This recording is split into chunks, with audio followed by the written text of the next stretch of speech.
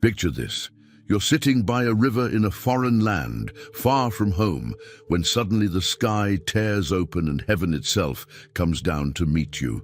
This is exactly what happened to a young priest named Ezekiel over 2,500 years ago.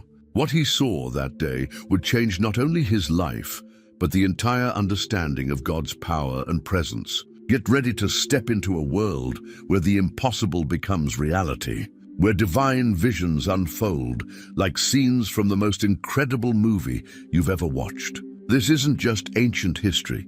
This is the beginning of one of the most mind-blowing spiritual journeys ever recorded. Ezekiel was 30 years old, living among the Jewish exiles by the Kebar River in Babylon, when his ordinary day became anything but ordinary. As recorded in Ezekiel chapter 1, verse 1, "In my 30th year, in the 4th month, on the 5th day, while I was among the exiles by the Kebar River, the heavens were opened, and I saw visions of God.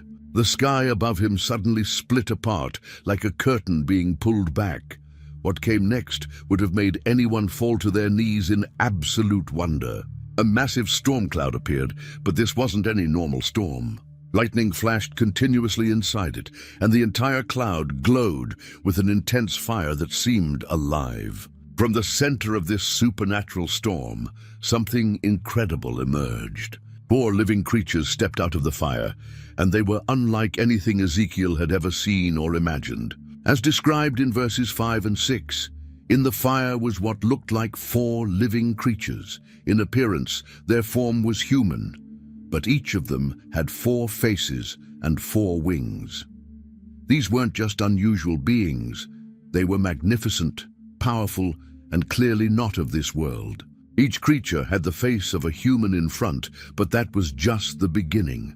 On the right side, each had the face of a lion, the king of all beasts, representing royal strength and majesty. On the left side was the face of an ox, symbolizing faithful service and sacrifice. And on the back was the face of an eagle, the master of the skies, representing divine swiftness and heavenly perspective. Their bodies sparkled like polished bronze, and their wings stretched out in perfect formation. When they moved, they didn't turn their bodies like humans do. Instead, they could go in any direction instantly, forward, backward, left or right, without ever changing position. Ezekiel noted in verse 12, each one went straight ahead. Wherever the Spirit would go, they would go without turning as they went. But what made them truly extraordinary was what appeared beneath them. Each creature stood beside a wheel that touched the ground, but these wheels defied every law of physics Ezekiel knew. The wheels gleamed like precious stones, and each wheel had another wheel inside it, positioned at right angles. This meant they could roll in any direction without turning, just like the creatures above them. The rims of these wheels were covered with eyes. Not just a few eyes, but completely covered, as if the wheels themselves were alive and could see everything around them. When the creatures moved, the wheels moved with them. When the creatures rose from the ground, the wheels rose too. There was a perfect unity between them, as if they shared the same spirit and purpose.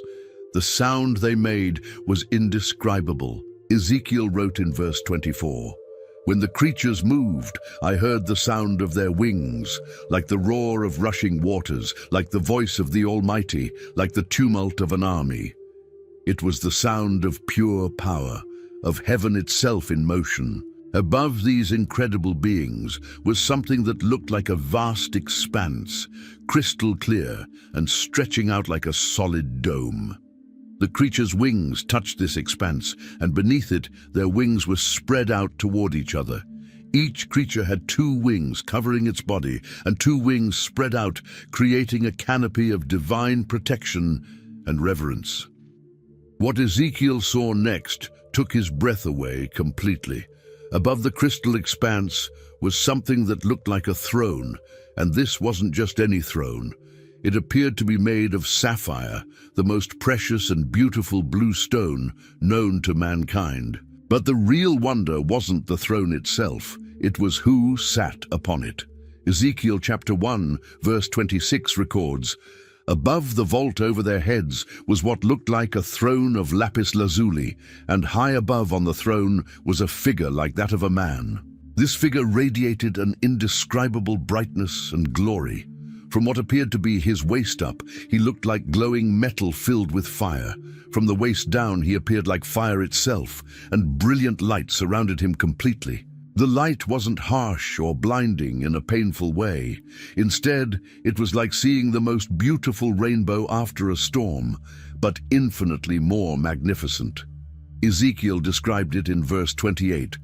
Like the appearance of a rainbow in the clouds on a rainy day, so was the radiance around him. This was the appearance of the likeness of the glory of the Lord.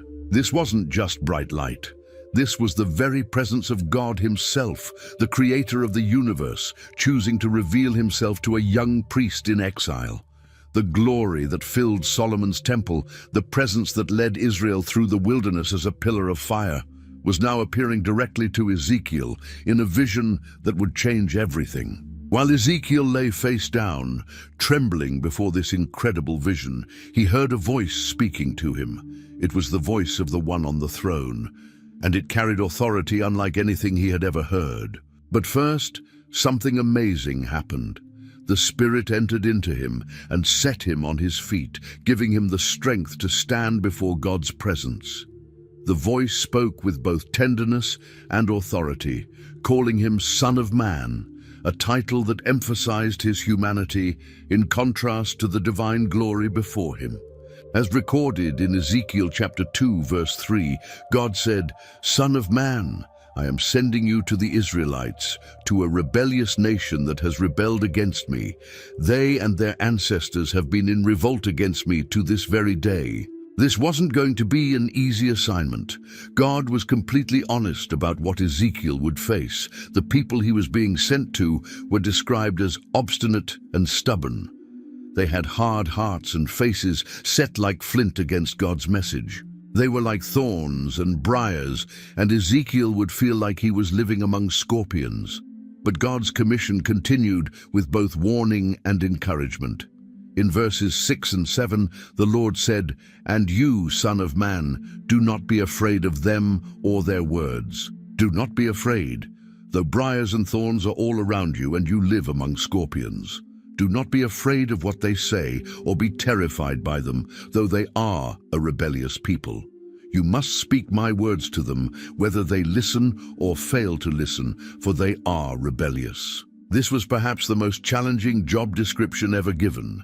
Ezekiel was being sent to people who had a track record of rejecting God's messengers, of hardening their hearts against truth, and of choosing their own way over God's way. They might listen, or they might not, but that wasn't Ezekiel's responsibility. His job was simply to deliver God's message faithfully, regardless of their response. The commission came with a clear understanding that success wouldn't be measured by how many people listened or changed their ways. Success would be measured by faithfulness to the message itself. God wasn't asking Ezekiel to be successful in human terms. He was asking him to be obedient. What happened next was unlike anything in recorded history. God presented Ezekiel with a scroll. But this wasn't an ordinary document. As described in Ezekiel chapter 2, verse 9, "Then I looked, and I saw a hand stretched out to me. In it was a scroll, which he unrolled before me." This scroll was covered with writing on both sides, which was unusual for ancient documents. Normally, writing appeared only on one side to preserve the precious material. But this scroll was completely filled with God's message. The content wasn't pleasant. It was words of lament and mourning and woe. Then came the most extraordinary command Ezekiel had ever received. In chapter 3, verse 1, God said, "Son of man, eat what is before you, eat this scroll, then go and speak to the people of Israel." This wasn't symbolic language. God was literally telling Ezekiel to eat the scroll containing his prophetic message. Without hesitation, Ezekiel obeyed this incredible command. He opened his mouth and ate the scroll that God gave him. What happened next was completely unexpected. Despite the scroll being filled with messages of judgment and sorrow, when Ezekiel ate it, it tasted as sweet as honey in his mouth. This amazing transformation revealed something profound about God's word. Even when the message contains difficult truths or warnings of judgment, there's something inherently sweet about receiving revelation from God. The bitterness of the message's content was overshadowed by the sweetness of divine communication itself. God explained the significance of this act in verse 4. He then said to me, "Son of man, go now to the people of Israel and speak my words to them." The scroll hadn't just been read by Ezekiel, it had become part of him. The message was now literally inside him, transformed from external words on a page to internal conviction and calling. This wasn't just about memorizing a message or understanding concepts. Ezekiel had internalized God's word in the most complete way possible. Every word of judgment, every call to repentance, every promise of restoration was now as much a part of him as his own thoughts and feelings. After the incredible experience of eating the scroll, God gave Ezekiel one of the most sobering responsibilities ever assigned to a human being. He was to become a watchman. Not just any watchman, but a spiritual guardian responsible for the eternal welfare of God's people. In ancient times, watchmen stood on city walls or high towers, scanning the horizon for approaching danger. When they spotted enemies or threats, they would blow a warning trumpet to alert the city. The safety of everyone depended on the watchman's faithfulness and alertness. Now God was appointing Ezekiel to this same role, but in the spiritual realm. As recorded in Ezekiel chapter 3, verse 17, God said, "Son of man, I have made you a watchman for the people of Israel. So hear the word I speak and give them warning from me." This wasn't just about delivering messages. It was about bearing responsibility for people's spiritual safety and eternal destiny. God explained the weight of this responsibility with crystal clarity. If a wicked person was heading towards spiritual destruction, and Ezekiel failed to warn them, their blood would be on Ezekiel's hands. In verses 18 and 19, the Lord said, "When I say to a wicked person, 'You will surely die,' and you do not warn them or speak out to dissuade them from their evil ways in order to save their life, that wicked person will die for their sin, and I will hold you accountable for their blood. But if you do warn the wicked person, and they do not turn from their wickedness or from their evil ways, they will die for their sin, but you will have saved yourself." The same principle applied to righteous people who might turn away from their faith. If they began to sin, and Ezekiel didn't warn them of the consequences, he would bear responsibility for their spiritual downfall. But if he faithfully delivered the warning, whether they listened or not, he would be free from their blood. This created an enormous burden of responsibility. Ezekiel wasn't just responsible for his own spiritual condition, he was accountable for everyone he was sent to warn. Their eternal destiny partly depended on his faithfulness in delivering God's messages. But with this great responsibility came great authority. God wasn't sending Ezekiel out empty-handed. Every warning, every call to repentance, every promise of restoration carried the full weight of divine authority behind it. When Ezekiel spoke God's words, he spoke with the same authority as God himself. God's methods of communication through Ezekiel were unlike anything seen before. Instead of just speaking words, God commanded Ezekiel to act out his messages through dramatic, symbolic performances that would capture people's attention and burn the truth into their memories. The first dramatic act began with something as simple as a brick. In Ezekiel chapter 4, verse 1, God commanded, "Now, son of man, take a block of clay, put it in front of you, and draw the city of Jerusalem on it." This wasn't just an art project. This was the beginning of a powerful visual prophecy. After drawing Jerusalem on the brick, Ezekiel was told to lay siege to it. He built siege works around it, erected earthworks, pitched camps, and set battering rams against it all around. Then he took an iron pan and placed it as an iron wall between himself and the city, turning his face toward it to show that it was under siege. But the performance was just beginning. God then gave Ezekiel an incredibly difficult command that would test his obedience to the limit. He was to lie on his left side for 390 days, bearing the sin of the people of Israel. Then he was to lie on his right side for 40 days, bearing the sin of Judah, 1 day for each year of their sin.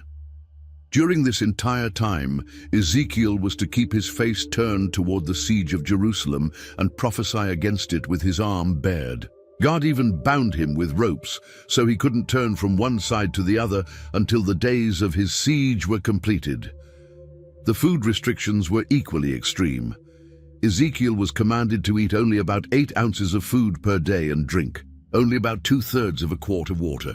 The food was to be made from a mixture of wheat, barley, beans, lentils, millet, and spelt, the kind of mixture people would eat during a siege when normal food supplies were exhausted.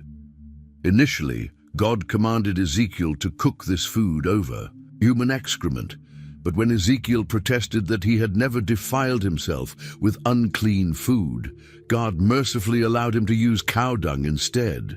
This represented the unclean conditions the people would face during the siege of Jerusalem. Every aspect of this dramatic performance had meaning. The 390 days represented the years of Israel's sin. The 40 days represented Judah's sin. The limited food and water showed the conditions during the siege, and the unclean fuel represented the spiritual defilement that would come upon the people. One of the most heartbreaking aspects of Ezekiel's visions was witnessing something that had never happened before in Israel's history: the gradual departure of God's glory from the temple in Jerusalem. This wasn't a sudden abandonment, but a slow, reluctant withdrawal that showed God's patience even in judgment.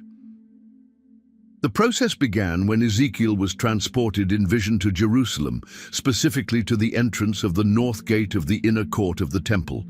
What he saw there broke his heart. As recorded in Ezekiel chapter 8, verse 3, he stretched out what looked like a hand and took me by the hair of my head. The Spirit lifted me up between earth and heaven, and in visions of God he took me to Jerusalem.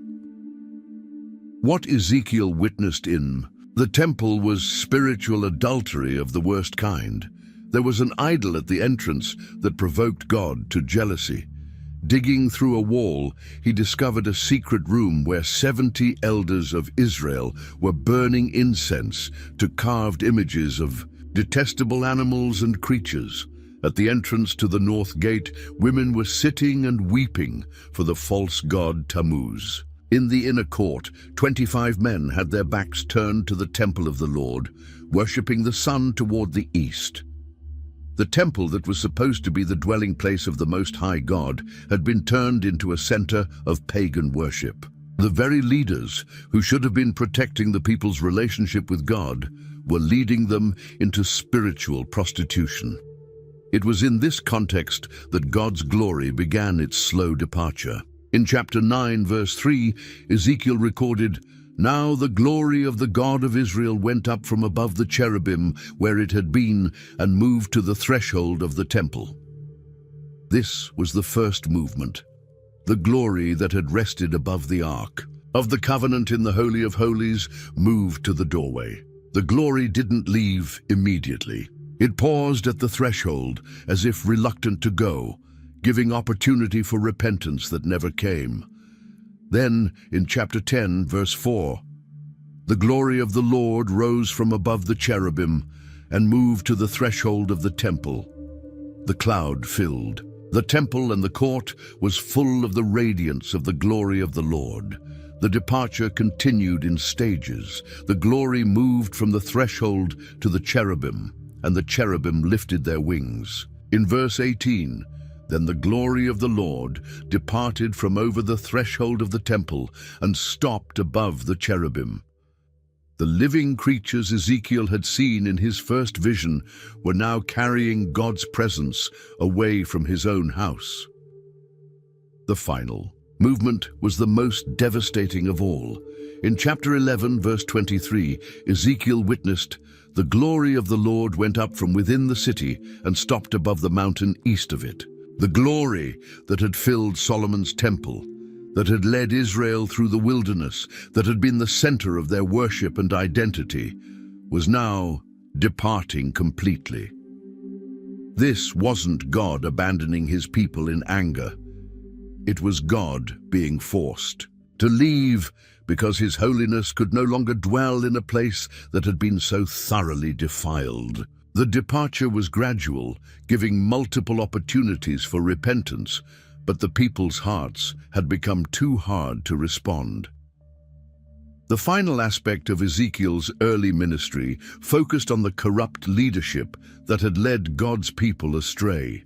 These weren't ordinary citizens making personal mistakes. These were the princes, priests, and leaders who held positions of trust and authority, yet used their power to lead people away from God. In Ezekiel chapter 11, verse 1, the Spirit lifted Ezekiel to the east gate of the Lord's house, where he saw 25 men, including Jaazaniah and Pelatiah, who were leaders among the people. But instead of leading righteously, they were plotting evil and giving wicked advice to the city. God revealed their thoughts to Ezekiel in verse 3. They say, "Haven't our houses been recently rebuilt? This city is a pot, and we are the meat in it." They believed they were safe, that Jerusalem was like a cooking pot that would protect them like meat protected in a vessel. Their confidence was in the city's walls and their own political schemes rather than in God's protection. These leaders had convinced themselves and others that they could continue in their rebellion without consequences. They thought their strategic location, their fortifications, and their political alliances would keep them safe. They had completely forgotten that their security had always come from their relationship with God, not from human strength. God commanded Ezekiel to prophesy against these corrupt leaders. In verse 4 he said, "Therefore prophesy against them, prophecy, Son of Man." The message was clear and devastating. Their schemes would fail, their confidence was misplaced, and judgment was coming. The judgment was swift and dramatic. While Ezekiel was prophesying, Pelatiah, son of Benaiah, died suddenly. This wasn't coincidence. It was a sign that God's words through Ezekiel carried immediate power and authority. The death of this leader served as a warning to all the others about the seriousness of their rebellion. The experience was so intense that Ezekiel fell face down and cried out, "Alas, sovereign Lord, will you completely destroy the remnant of Israel?" He was overwhelmed by the reality that God's judgments were not empty threats, but immediate realities. But even in judgment, God's heart of mercy was revealed. He explained that although he had scattered his people among the nations and countries, he himself would be a sanctuary for them in the countries where they had gone. The exile wasn't abandonment, it was discipline with a purpose. God promised restoration in verses 17 to 20. "I will gather you from the nations and bring you back from the countries where you have been scattered, and I will give you back the land of Israel again. They will return to it and remove all its vile images and detestable idols. I will give them an undivided heart and put a new spirit in them. I will remove from them their heart of stone and give them a heart of flesh. Then they will follow my decrees and be careful to keep my laws. They will be my people, and I will be their God." The corrupt leaders had hearts of stone, but God promised to give his people hearts of flesh. Where there was division and rebellion, he would create unity and obedience. Where there was spiritual adultery, he would restore faithful relationship. The judgment on the leaders wasn't the end of the story. It was the beginning of a new chapter of restoration and hope. After the incredible visions and symbolic acts of his calling, God commanded Ezekiel to perform another dramatic prophecy that would shake the hearts of everyone who witnessed it. This wasn't going to be comfortable or easy. It was going to be a living picture of the horror that was coming to Jerusalem. In Ezekiel chapter 12, verse 3, God gave Ezekiel a command that seemed almost impossible. Therefore, Son of man, pack your belongings for exile, and in the daytime, as they watch, set out and go from where you are to another place. Perhaps they will understand, though they are a rebellious people.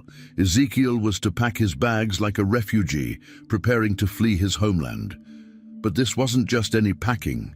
These were the belongings of someone going into exile, the few precious items a person could carry when forced to leave everything behind forever. The people watching would immediately understand what this meant, because many of them had already experienced this nightmare. During the day, while everyone could see him clearly, Ezekiel gathered his meager possessions. He packed only what an exile could carry, the bare essentials for survival in a foreign land. No luxuries, no family treasures, no comfortable reminders of home, just the basics needed to stay alive. But the real drama came in the evening. As recorded in verse 4, during the daytime, while they watch, bring out your belongings packed for exile. Then in the evening, while they are watching, go out like those who go into exile. This wasn't just about packing. This was about acting out the actual moment of forced departure. When evening came, Ezekiel did something that made everyone's blood run cold. Instead of walking out through the door like a normal person, he dug through the wall of his house with his own hands. This represented people so desperate to escape that they would break through walls rather than use doors, trying to avoid capture by enemy soldiers. With his belongings on his shoulder, Ezekiel covered his face and went out through the hole he had made in the wall. The covered face showed the shame and grief of exile, people too heartbroken to look back at what they were losing, too afraid to see what lay ahead. The next morning, God explained the meaning of this powerful drama. In verse 10, he said, "Say to them, this is what the sovereign Lord says. This prophecy concerns the prince in Jerusalem and all the Israelites who are there." This wasn't just about ordinary people. This was about their leaders, including the king himself. Ezekiel was told to explain in verse 11, "Say to them, I am assigned to you. As I have done, so it will be done to them. They will go into exile as captives." Every action Ezekiel had performed would be experienced by the people in Jerusalem. The packing, the wall breaking, the covered faces, the desperate escape, it would all become their reality. The prophecy became even more specific regarding their leader. In verse 12, God revealed, "The prince among them will put his things on his shoulder at dusk and leave, and a hole will be dug in the wall for him to go through. He will cover his face so that he cannot see the land." Even the king would experience this humiliation, fleeing like a common refugee through a hole in the wall. But the most devastating part was yet to come. God declared in verse 13, "I will spread my net for him, and he will be caught in my snare. I will bring him to Babylonia, the land of the Chaldeans, but he will not see it, and there he will die."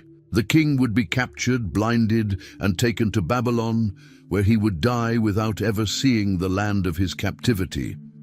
While Ezekiel was faithfully delivering God's true messages through dramatic demonstrations, Jerusalem was plagued by false prophets who were telling people exactly what they wanted to hear. These weren't just mistaken religious teachers. They were dangerous deceivers, leading people toward destruction with lies disguised as divine revelation. In Ezekiel chapter 13, verse 2, God commanded Ezekiel to take action against these frauds. "Son of man, prophesy against the prophets of Israel who are now prophesying. Say to those who prophesy out of their own imagination, hear the word of the Lord." These so-called prophets weren't receiving visions from God. They were making up messages from their own minds. God's condemnation was swift and fierce. In verse 3, he declared, "This is what the sovereign Lord says. Woe to the foolish prophets who follow their own spirit and have seen nothing. They claimed to have visions, but they had seen absolutely nothing from God. They were spiritual frauds, leading people astray with their own imaginations. These false prophets were compared to jackals among ruins in verse 4. Just as jackals scavenge in destroyed places without rebuilding anything, these prophets were feeding off the spiritual destruction of God's people without offering any real help or hope. They were parasites, not healers. The most tragic part was their timing. In verse 5, God revealed their true nature. You have not gone up to the breaches in the wall to repair it for the people of Israel, so that it will stand firm in the battle on the day of the Lord. When God's people needed true spiritual leadership, most desperately, these false prophets were nowhere to be found. They offered no real strength, no genuine protection, no actual solution to the crisis. Instead, they spoke lies and claimed divine authority for their deceptions. Verse 6 exposed their method. Their visions are false, and their divinations a lie. Even though the Lord has not sent them, they say, the Lord declares, and expect him to fulfill their words. They were putting words in God's mouth that he had never spoken, then expecting him to make their lies come true. But the false prophecy problem wasn't limited to men. There were also women who were practicing a form of spiritual deception that was equally dangerous. In verse 17, God commanded, Now, Son of Man, set your face against the daughters of your people who prophesy out of their own imagination. Prophesy against them. These false prophetesses had developed an elaborate system of magical practices designed to trap people's souls. As described in verse 18, this is what the sovereign Lord says, Woe to the women who sew magic charms on all their wrists and make veils of various lengths for their heads in order to ensnare people. Will you ensnare the lives of my people, but preserve your own lives? They were creating physical objects, charms and veils that they claimed had spiritual power. People were paying them for these items, believing they would provide protection or spiritual insight. But these women were actually trapping people in deception, taking advantage of their spiritual hunger for personal gain. God revealed their mercenary motivation in verse 19. You have profaned me among my people for a few handfuls of barley and scraps of bread. By lying to my people who listen to lies, you have killed those who should not have died and have spared those who should not live.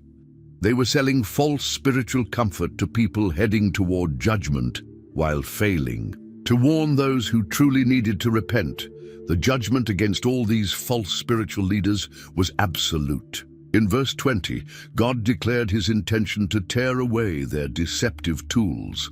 Therefore, this is what the sovereign Lord says. I am against your magic charms with which you ensnare people like birds, and I will tear them from your arms. I will set free the people that you ensnare like birds. After exposing the false prophets, God gave Ezekiel a parable that would cut to the heart of Jerusalem's true spiritual condition. This wasn't a gentle metaphor. It was a devastating comparison that revealed how far God's chosen city had fallen from its intended purpose. In Ezekiel chapter 15, verse 2, God posed a question that seemed simple but carried profound implications. Son of man, how is the wood of a vine different from that of a branch from any of the trees in the forest? This question forced people to think about what made a vine special and valuable. Everyone knew the answer. A vine was valuable for only one thing, producing grapes. Unlike other trees that could be used for building or making tools, vine wood was soft, weak, and essentially useless for any practical construction purpose. Its entire value depended on its ability to bear fruit. God pressed the point further. In verse 3, is wood ever taken from it to make anything useful? Do they make pegs from it to hang things on? The answer was obviously no. Nobody made furniture from vine wood. Nobody carved tools from it. Nobody even made simple pegs to hang things on. Vine wood was too weak and unreliable for any of these purposes. This led to the devastating application of the parable. Jerusalem was like a vine chosen by God specifically to bear spiritual fruit, to be a light to the nations, to demonstrate God's character to the world. But instead of producing the fruit it was created for, Jerusalem had become spiritually barren. And just as useless vine wood was only good for one thing, burning as fuel, Jerusalem in its fruitless state was only fit for God's consuming judgment. In verse 4, God made this clear, "And after it is thrown on the fire as fuel, and the fire burns both ends and chars the middle, is it then useful for anything?" The image became even more pointed. Even after vinewood was partially burned, it became completely worthless. The charred remains couldn't be used for anything at all. This represented Jerusalem's condition after experiencing God's partial judgments. Instead of repenting and returning to fruitfulness, the city had become even more hardened and useless. In verse 6, God applied the parable directly. "Therefore, this is what the sovereign Lord says. As I have given the wood of the vine among the trees of the forest as fuel for the fire, so will I treat the people living in Jerusalem." Jerusalem's fate was sealed not because God was cruel, but because the city had failed to fulfill its purpose and had become spiritually worthless. The judgment wasn't arbitrary, it was the natural consequence of fruitlessness. Just as a farmer eventually removes a barren vine that takes up space without producing grapes, God was removing Jerusalem because it had failed to produce the spiritual fruit it was planted to bear. What came next was perhaps the most powerful and disturbing allegory in all of Scripture. God told Ezekiel to present Jerusalem's spiritual history as the story of an abandoned baby who grew up to become an unfaithful wife. This wasn't just a story. It was a raw, emotional account of betrayal that would make people understand the depth of their spiritual adultery. The story began with an image that would break any heart. In Ezekiel chapter 16, verse 4, God described Jerusalem's origins. "On the day you were born, your cord was not cut, nor were you washed with water to make you clean, nor were you rubbed with salt or wrapped in cloths. This was a baby completely abandoned, left to die without even the most basic care that any newborn needed to survive." Verse 5 painted an even more tragic picture. No one looked on you with pity or had compassion enough to do any of these things for you. Rather, you were thrown out into the open field, for on the day you were born, you were despised. This baby wasn't just neglected, she was actively rejected and thrown away like garbage. But then came the moment of divine rescue. In verse 6, God revealed his intervention. "Then I passed by and saw you kicking about in your blood, and as you lay there in your blood, I said to you, 'Live.'" Indeed, God didn't just walk by the dying infant. He commanded her to live and took personal responsibility for her survival. Under God's care, the abandoned baby began to thrive. Verse 7 described her growth. "I made you grow like a plant of the field. You grew and developed and entered puberty. Your breasts had formed and your hair had grown, yet you were still naked and bare." God had brought her from the brink of death to the beauty of young womanhood. When she reached maturity, God's relationship with her changed from guardian to husband. In verse 8, he declared, "Later I passed by, and when I looked at you and saw that you were old enough for love, I spread the corner of my garment over you and covered your naked body. I gave you my solemn oath and entered into a covenant with you, and you became mine." This was the moment of their spiritual marriage, God choosing Jerusalem as his bride. The blessings that followed were extraordinary. God clothed her in the finest materials, embroidered cloth, leather sandals, fine linen, and costly garments. He adorned her with jewelry, bracelets, necklaces, rings, and a beautiful crown. He fed her the finest foods, honey, olive oil, and the best flour. She became incredibly beautiful and rose to become a queen among nations, but success corrupted her heart. In verse 15, the tragic turn began. But you trusted in your beauty and used your fame to become a prostitute. You lavished your favors on anyone who passed by, and your beauty became his. The very gifts God had given her became tools of spiritual adultery. The adultery wasn't just occasional unfaithfulness, it was systematic spiritual prostitution. She took the clothes God had given her and made shrines for false gods. She took the jewelry he had provided and made idols. She even took the food he supplied and offered it to other gods as incense. But the most horrifying aspect was yet to be revealed. In verse 20, God exposed the ultimate abomination. And you took your sons and daughters, whom you bore to me, and sacrificed them as food to the idols. Was your prostitution not enough? She had taken the children of her marriage with God and sacrificed them to false gods, the ultimate betrayal of trust and love. The allegory continued with devastating detail, showing how Jerusalem had actually paid other nations to be her lovers. Instead of being paid like a normal prostitute, she had reversed the natural order, giving gifts to her spiritual lovers instead of receiving them. God's next message came in the form of a riddle that would puzzle everyone who heard it, until Ezekiel explained its meaning. This wasn't just a nature story. It was a political prophecy disguised as a parable about eagles and trees. In Ezekiel chapter 17, verse 2, God commanded, "Son of man, set forth an allegory and tell it to the Israelites as a parable." What followed was a story that seemed simple on the surface, but contained layers of meaning that would reveal the political drama happening around them. The riddle began with a great eagle in verse 3. "Say to them, this is what the sovereign Lord says. A great eagle with powerful wings, long feathers, and full plumage of varied colors came to Lebanon.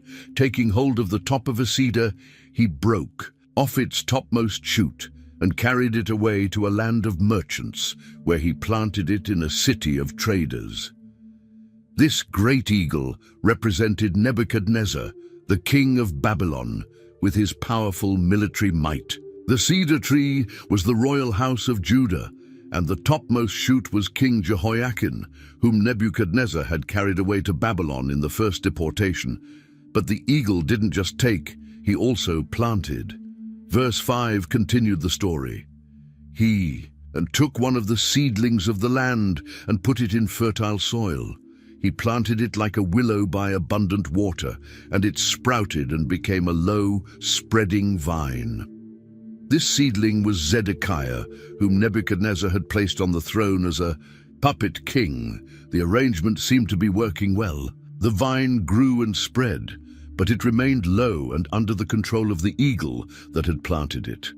This represented the tributary relationship where Judah would remain a kingdom but under Babylonian authority. However, the story took a dramatic turn in verse 7. "But there was another eagle, a great one with powerful wings and a lot of feathers. The vine now turned its roots toward him from the plot where it was planted and stretched out its branches to him for water." This second eagle was Egypt, and the vine turning toward it represented King Zedekiah's decision to seek Egyptian help in rebelling against Babylon. The question posed in verse 9 revealed the foolishness of this decision. Will it thrive? Will it not be uprooted and stripped of its fruit so that it withers? All its new growth will wither. It will not take a strong arm or many people to pull it up by the roots. The vine that tried to serve two eagles would be destroyed by both. God then revealed his personal involvement in this political drama. In verse 16 he declared, "As surely as I live, declares the sovereign Lord, he shall die in Babylon, in the land of the king who put him on the throne, whose oath he despised and whose treaty he broke." Zedekiah's rebellion wasn't just against Nebuchadnezzar, it was against God himself, who had ordained the Babylonian king's authority. The judgment was swift and certain. Verse 20 proclaimed, "I will spread my net for him, and he will be caught in my snare. I will bring him to Babylon and execute judgment on him there, because he was unfaithful to me." God would personally ensure that the rebellious king faced justice for his oath-breaking and unfaithfulness. But the parable ended with hope.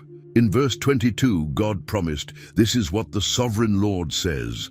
I myself will take a shoot from the very top of a cedar and plant it. I will break off a tender sprig from its topmost shoots and plant it on a high and lofty mountain."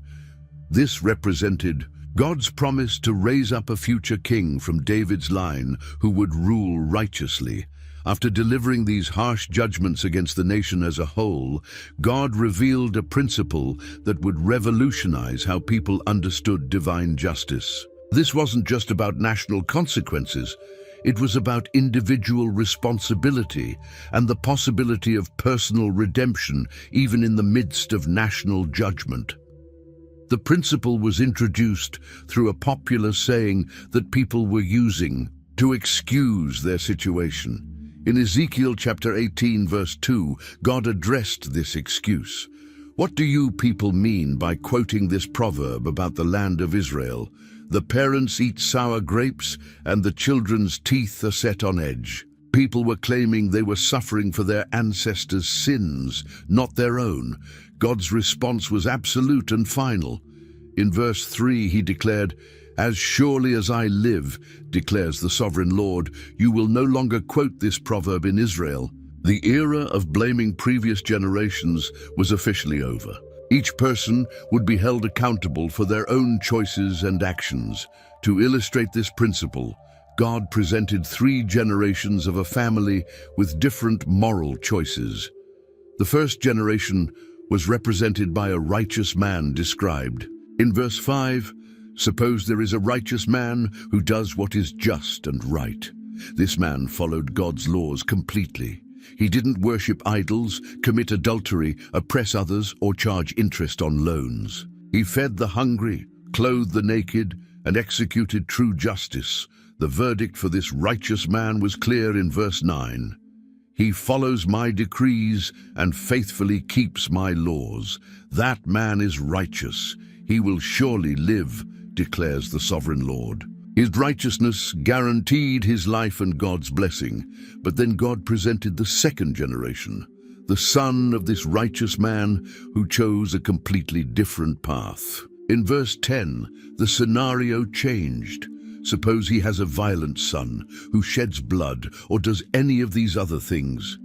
This son committed every sin his father had avoided: murder, adultery, oppression, robbery, and idolatry. The question was crucial. Would this wicked son be protected by his father's righteousness? God's answer was definitive in verse 13. "Will such a man live? He will not. Because he has done all these detestable things, he is to be put to death. His blood will be on his own head." Parental righteousness provided no protection for personal wickedness.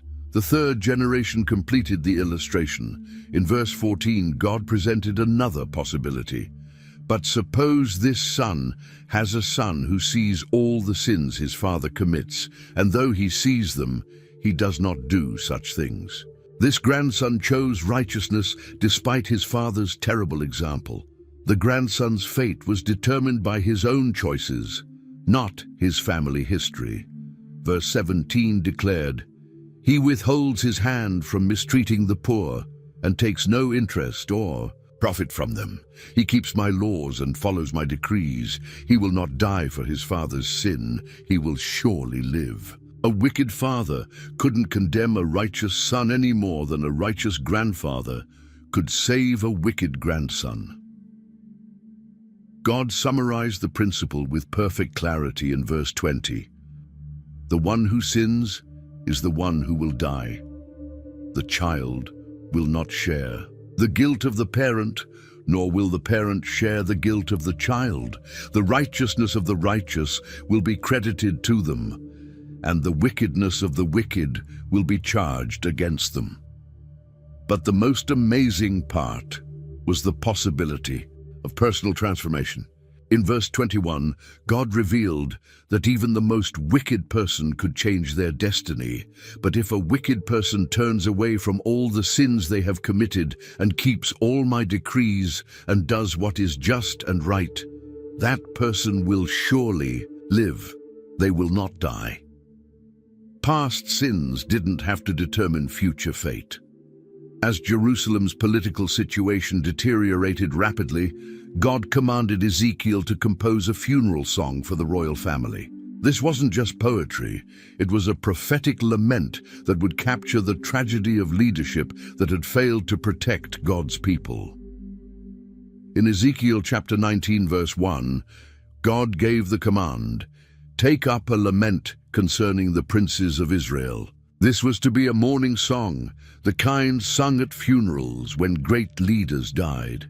But these princes weren't dead yet. This was a prophecy of their coming doom. The lament began with a powerful metaphor in verse 2. "What a lioness was your mother! Among the lions, she lay down among young lions and reared her cubs." The mother lioness represented the royal line of David, specifically the kingdom of Judah. She was strong and noble, raising her young among other powerful leaders. The first cub grew to become a fearsome predator. Verse 3 described his development. She brought up one of her cubs, and he became a strong lion. He learned to tear the prey, and he became a man-eater. This represented King Jehoahaz, who ruled for only 3 months before being captured, but his reign was cut short by foreign intervention. In verse 4, the lament continued. The nations heard about him, and he was trapped in their pit. They led him with hooks to the land of Egypt. Jehoahaz was taken captive by Pharaoh Necho and died in Egyptian exile, never to return to his homeland. The lioness didn't give up after losing her first cub. Verse 5 told of her next attempt. When she saw her hope unfulfilled, her expectation gone, she took another of her cubs and made him a strong lion. This second cub was Jehoiakim, who seemed destined for greater success than his predecessor. This second lion also became powerful and dangerous. Verse 6 described his reign. He prowled among the lions, for he had become a strong lion. He learned to tear the prey, and he became a man-eater. Like his predecessor, he ruled with violence and oppression, devouring his own people. His destructive behavior extended beyond just personal violence. Verse 7 revealed the scope of his damage. He broke down their strongholds and devastated their towns. The land and all who were in it were terrified by his roaring. This king destroyed the very infrastructure and communities he was supposed to protect. But his fate was even worse than the first cubs. In verse 8, the lament described his capture. Then the nations came against him, those from regions round about. They spread their net for him, and he was trapped in their pit. Unlike the first king who was taken by one nation, this one faced a coalition of enemies. The end was swift and final. Verse 9 completed his story. With hooks they pulled him into a cage and brought him to the king of Babylon. They put him in prison, so his roar was heard no longer on the mountains of Israel. Jehoiakim was taken to Babylon in chains, and his voice of authority was silenced forever. The lament then shifted metaphors, comparing the royal line to a vine that had once been fruitful and strong. Verse 10 painted a picture of former glory. Your mother was like a vine in your vineyard planted by the water. It was fruitful and full of branches because of abundant water. This represented the kingdom during its prosperous years, but success led to pride and destruction. Verse 12 described the catastrophe, but it was uprooted in fury and thrown to the ground.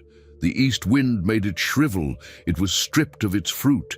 Its strong branches withered and fire consumed them. The east wind represented the Babylonian invasion that would destroy everything. The final image was one of complete desolation. Verse 13 concluded the lament. Now it is planted in the desert, in a dry and thirsty land. The royal vine that had once flourished by abundant water was now withering in exile, far from the source of its strength and life. For the final symbolic act in this section, God gave Ezekiel one of the most vivid and disturbing metaphors yet. Jerusalem wasn't just a city under siege. It was like a cooking pot that had become so corroded and filthy that it could never be cleaned again. The prophecy came with a specific date in Ezekiel chapter 24, verse 1. In the 9th year, in the 10th month on the 10th day, the word of the Lord came to me. This wasn't just any day. This was the exact day that Nebuchadnezzar began his final siege of Jerusalem. While the attack was starting hundreds of miles away, God was revealing it to Ezekiel in real time. God commanded Ezekiel to record this. Date in verse 2. Son of man, record this date, this very date, because the king of Babylon has laid siege to Jerusalem this very day. This prophecy would serve as proof that God knew exactly what was happening and when. The metaphor began simply enough in verse 3. Tell this rebellious people a parable and say to them, this is what the sovereign Lord says. Put on the cooking pot, put it on and pour water into it. At first, this seemed like normal cooking preparation, but as the instructions continued, the true meaning became clear. Verse 4 revealed what was going into the pot. Put into it the pieces of meat, all, the choice pieces, the leg and the shoulder. Fill it with the best of these bones. The meat represented the people of Jerusalem, and the best pieces represented the nobility and leadership. The cooking process began in verse 5. Take the pick of the flock, pile wood beneath it for the bones, bring it to a boil and cook the bones. In it, this was the siege of Jerusalem. The city was being heated by the fires of war, and everyone inside was being cooked by the pressure and violence. But then God revealed the real problem with this pot. In verse 6 he declared, for this is what the sovereign Lord says, woe to the city of bloodshed, to the pot now encrusted, whose deposit will not go away. Take the meat out piece by piece in whatever order it comes. The pot was corroded with rust and deposits that couldn't be cleaned. The rust and corrosion represented the accumulated bloodshed and sin that had built up in Jerusalem over generations. Just as rust weakens metal and makes it unusable, the moral corruption had weakened the city beyond repair. Verse 7 identified the source of this corruption. For the blood she shed is in her midst. She poured it on the bare rock. She did not pour it on the ground, where the dust would cover it. The city had committed murders so openly and brazenly that the blood cried out for vengeance. The judgment was both just and inevitable. In verse 8, God explained his response. To stir up wrath and take revenge, I put her blood on the bare rock so that it would not be covered. God himself had ensured that Jerusalem's crimes would not be hidden or forgotten. The corruption was so complete that normal cleaning wouldn't work. Verse 11 described the drastic measures needed. Then set the empty pot on the coals till it becomes hot and its copper glows, so that its impurities may be melted and its deposit burned away. The only way to deal with this level of corruption was to heat the pot until the metal itself glowed and the rust was burned away. But even this extreme treatment failed. Verse 12 revealed the hopeless condition. It has frustrated all efforts. Its heavy deposit has not been removed, not even by fire. The corruption was so deep and complete that even the most intense purification couldn't clean it. The final verdict was devastating in verse 13. Now your impurity is lewdness, because I tried to cleanse you, but you would not be cleansed from. Your impurity you will not be clean again until my wrath against you has subsided. The pot was beyond redemption and would have to be completely destroyed. After delivering devastating prophecies against Jerusalem, God's attention turned to the nations surrounding Israel. These weren't random judgments against distant peoples. They were targeted pronouncements against specific neighbors who had celebrated Jerusalem's downfall and taken advantage of God's people in their darkest hour. The first nation to face judgment was Ammon, located east of the Jordan River. In Ezekiel chapter 25, verse 2, God commanded, "Son of man, set your face against the Ammonites and prophesy against them." The Ammonites were descendants of Lot, making them distant relatives of Israel, but they had shown no family loyalty when Jerusalem fell. Their crime was revealed in verse 3. "Say to them, hear the word of the sovereign Lord. This is what the sovereign Lord says. Because you said, 'Aha,' over my sanctuary when it was desecrated, and over the land of Israel when it was laid waste, and over the people of Judah when they went into exile." The Ammonites had actually celebrated when God's temple was destroyed and his people were dragged away in chains. This wasn't just political rivalry, it was spiritual mockery. They had rejoiced when the place where God's name dwelt was defiled and destroyed. Their aha was a cry of triumph over what they saw as the defeat of Israel's God, not just Israel's army. The punishment would fit the crime perfectly. In verse 4, God declared, "Therefore I am going to give you to the people of the east as a possession. They will set up their camps and pitch their tents among you. They will eat your fruit and drink your milk." The very people the Ammonites thought would protect them would instead consume everything they had. Their capital city would become a pasture for animals. In verse 5, "I will turn Rabbah into a pasture for camels, and Ammon into a resting place for sheep. Then you will know that I am the Lord." The city where they had celebrated Israel's destruction would become grazing land for wandering herds. Next came Moab, another descendant nation of Lot. Their sin was different but equally serious. In verse 8, God revealed their offense. "This is what the sovereign Lord says, because Moab and Seir said, 'Look, Judah has become like all the other nations.'" Moab had denied the uniqueness of God's relationship with his people, claiming Judah was no different from any pagan nation. This was a direct attack on God's character and covenant faithfulness. By saying Judah was just like other nations, Moab was essentially claiming that the God of Israel was powerless and no different from the false gods of other peoples. The judgment against Moab would expose the flank of their country in verse 9. "Therefore I will expose the flank of Moab, beginning at its frontier towns, Beth-Jeshimoth, Baal-Meon, and Kiriathaim, the glory of that land." Their strongest defensive positions would be stripped away, leaving them vulnerable to invasion.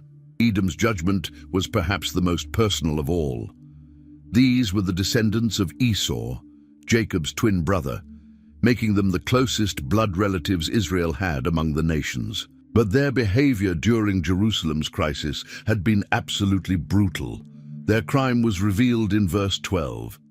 "This is what the sovereign Lord says, because Edom took revenge on Judah and became very guilty by doing so." When Judah was already suffering under Babylonian attack, Edom had taken the opportunity to settle old scores and inflict additional damage on their wounded relatives. This wasn't just opportunistic raiding, it was calculated revenge that showed a deep hatred that had been festering for generations. They had waited for their moment of weakness and then struck with vicious cruelty. God's response would be equally personal and devastating. In verse 13 he declared, "Therefore this is what the sovereign Lord says, I will stretch out my hand against Edom and kill both man and beast. I will lay it waste, and from Teman to Dedan they will fall by the sword." The entire nation would be devastated from north to south. But the most shocking aspect of Edom's punishment was who would carry it out. Verse 14 revealed, "I will take vengeance on Edom by the hand of my people Israel, and they will deal with Edom in accordance with my anger and my wrath. They will know my vengeance, declares the sovereign Lord." Israel themselves would eventually be God's instrument of revenge against their treacherous relatives. The final neighbor to face judgment was the Philistines, the ancient enemies who lived along the Mediterranean coast. Their crime was described in verse 15. This is what the sovereign Lord says, because the Philistines acted in vengeance and took revenge with malice in their hearts, and with ancient hostility sought to destroy Judah. Like Edom, they had used Judah's weakness as an opportunity to settle ancient grudges. The phrase ancient hostility pointed to centuries of conflict between these peoples.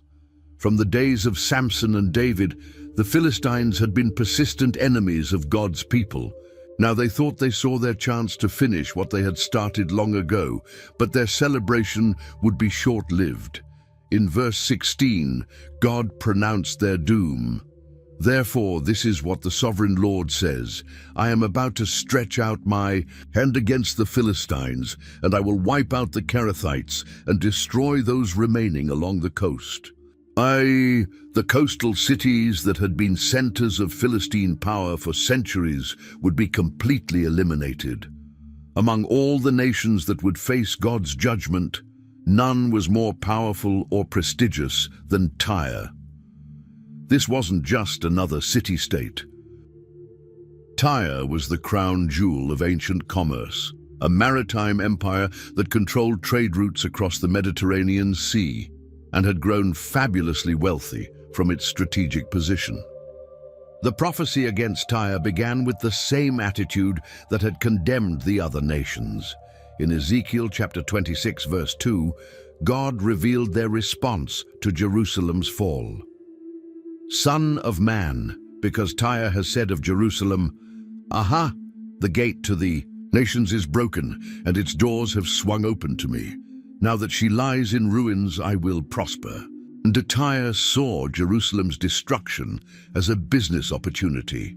Jerusalem had been a major commercial center, controlling important trade routes between Africa, Asia, and Europe. With Jerusalem out of the way, Tyre expected to capture all that lost business and become even richer. They were celebrating the death of a competitor rather than mourning the suffering of fellow human beings. This mercenary attitude toward human tragedy would bring divine judgment unlike anything the ancient world had ever seen.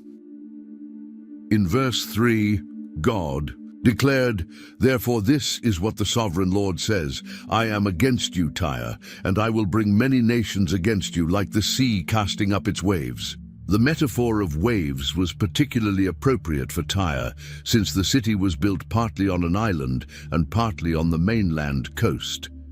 Just as relentless waves eventually wear down the strongest rock, wave after wave of enemy armies would crash against Tyre until nothing remained. The first wave would be the most devastating. In verse 7, God identified the primary attacker. For this is what the sovereign Lord says.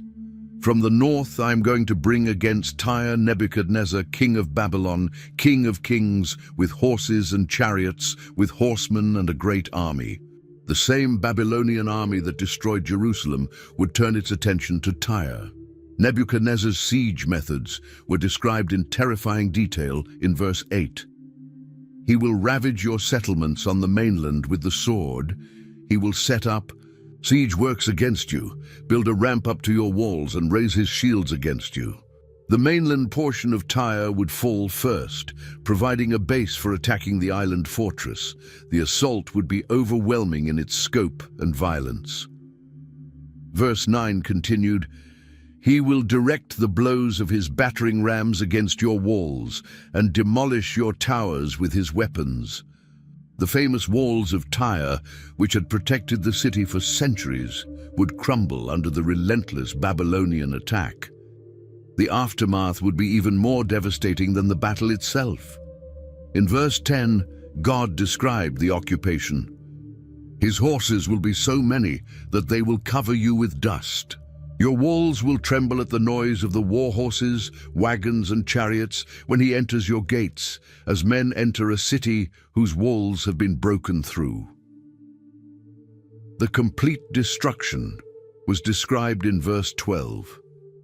They will plunder your wealth and loot your merchandise.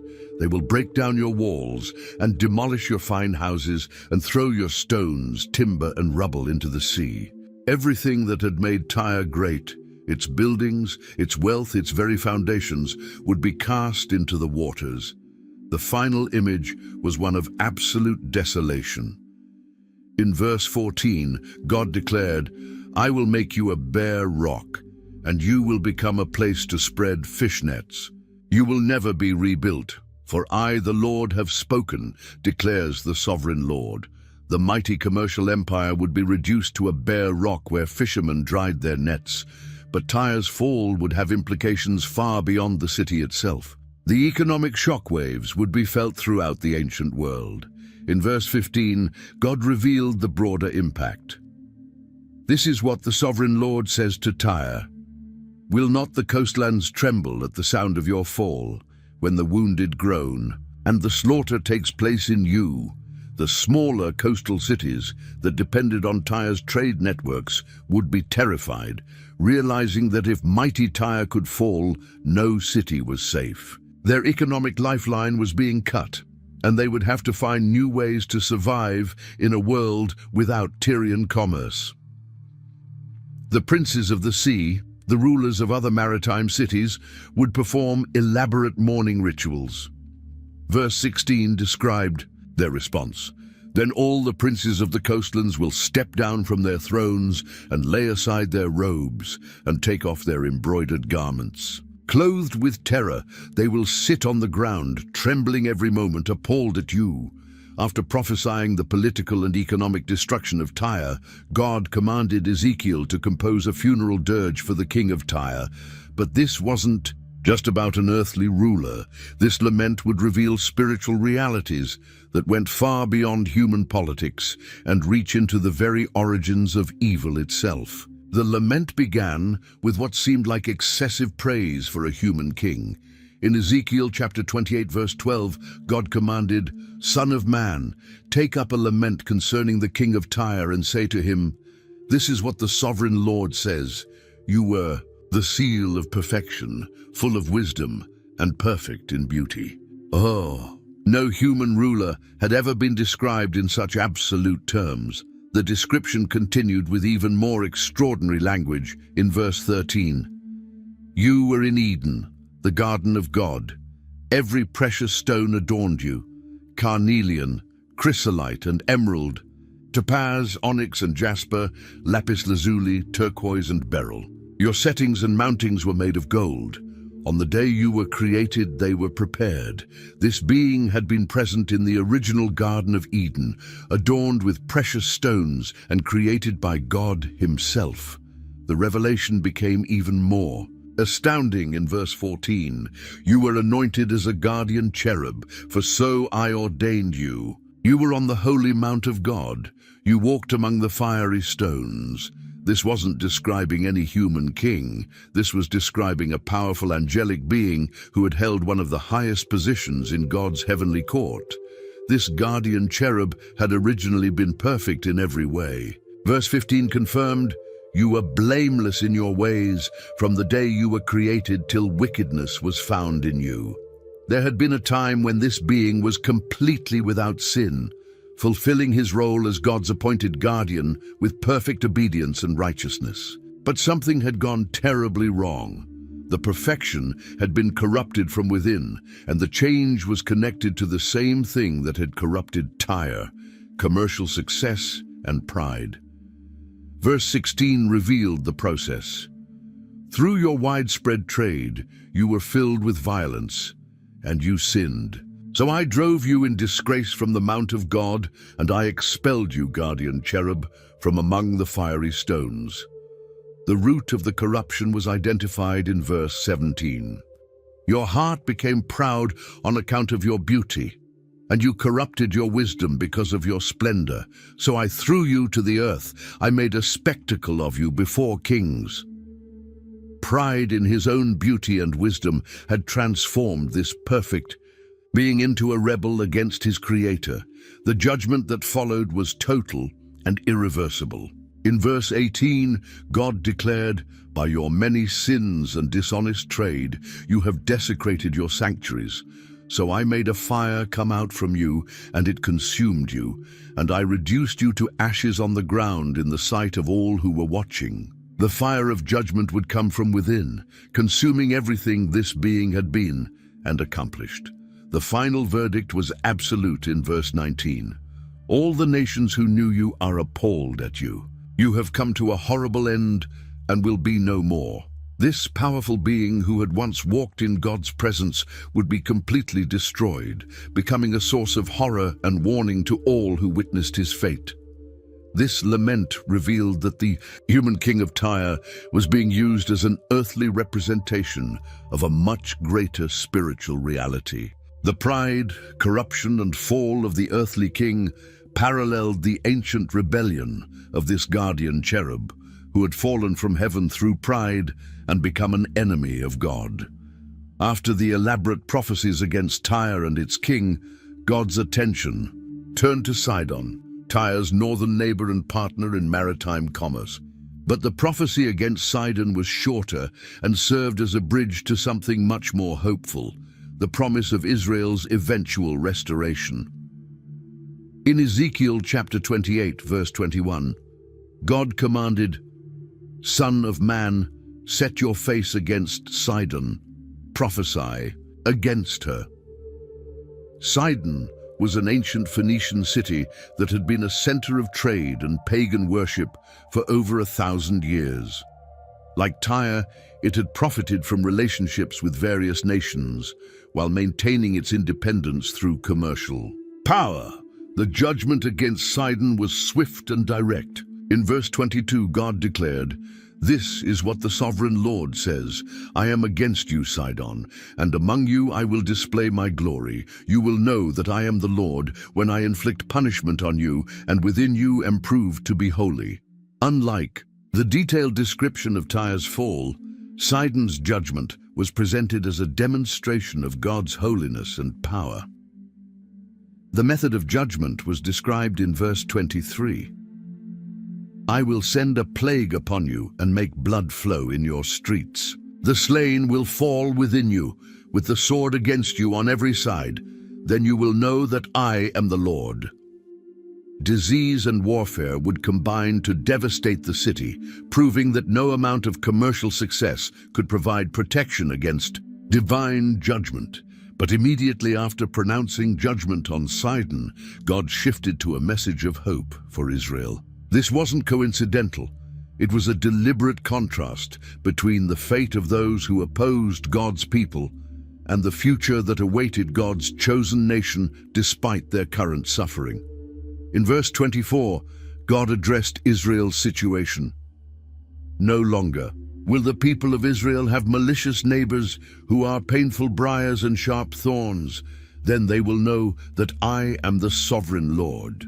All the neighboring nations that had tormented Israel throughout their history would be removed as sources of temptation and oppression. The promise of restoration was comprehensive and wonderful. Verse 25 declared, "This is what the sovereign Lord says, when I gather the people of Israel from the nations where they have been scattered, I will be proved holy through them in the sight of the nations. Then they will live in their own land, which I gave to my servant Jacob."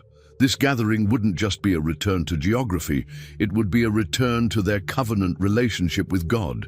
They would once again demonstrate God's holiness to the watching world, not through their rebellion and punishment as they had been doing, but through their restoration and blessing. The restoration would include both security and prosperity. In verse 26, God promised, "They will live there in safety and will build houses and plant vineyards. They will live in safety when I inflict punishment on all their neighbors who maligned them. Then they will know that I am the Lord their God."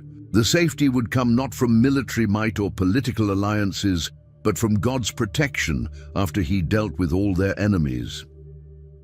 This promise served as a crucial reminder that God's judgments against the nations weren't motivated by favoritism or ethnic preference. They were the result of these nations' treatment of God's people and their rejection of divine justice.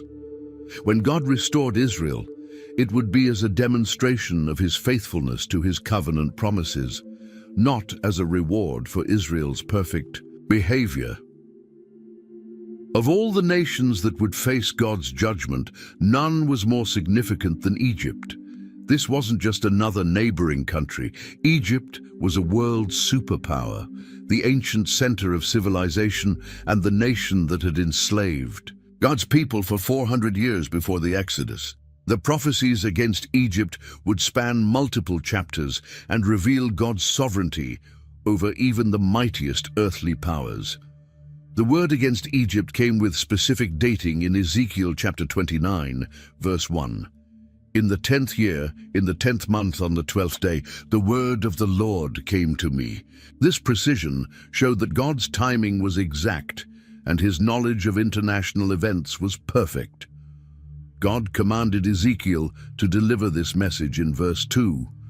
Son of man, set your face against Pharaoh king of Egypt and prophesy against him and against all Egypt. This wasn't just about the current ruler, it was about the entire Egyptian system of power that had dominated the ancient world for millennia. Egypt's primary sin was arrogance and self-deification. In verse 3, God revealed Pharaoh's attitude. Speak to him and say, "This is what the sovereign Lord says. I am against you, Pharaoh king of Egypt, you great monster lying among your streams. You say, the Nile belongs to me. I made it for myself." Pharaoh claimed ownership and creation of the very river that gave Egypt life.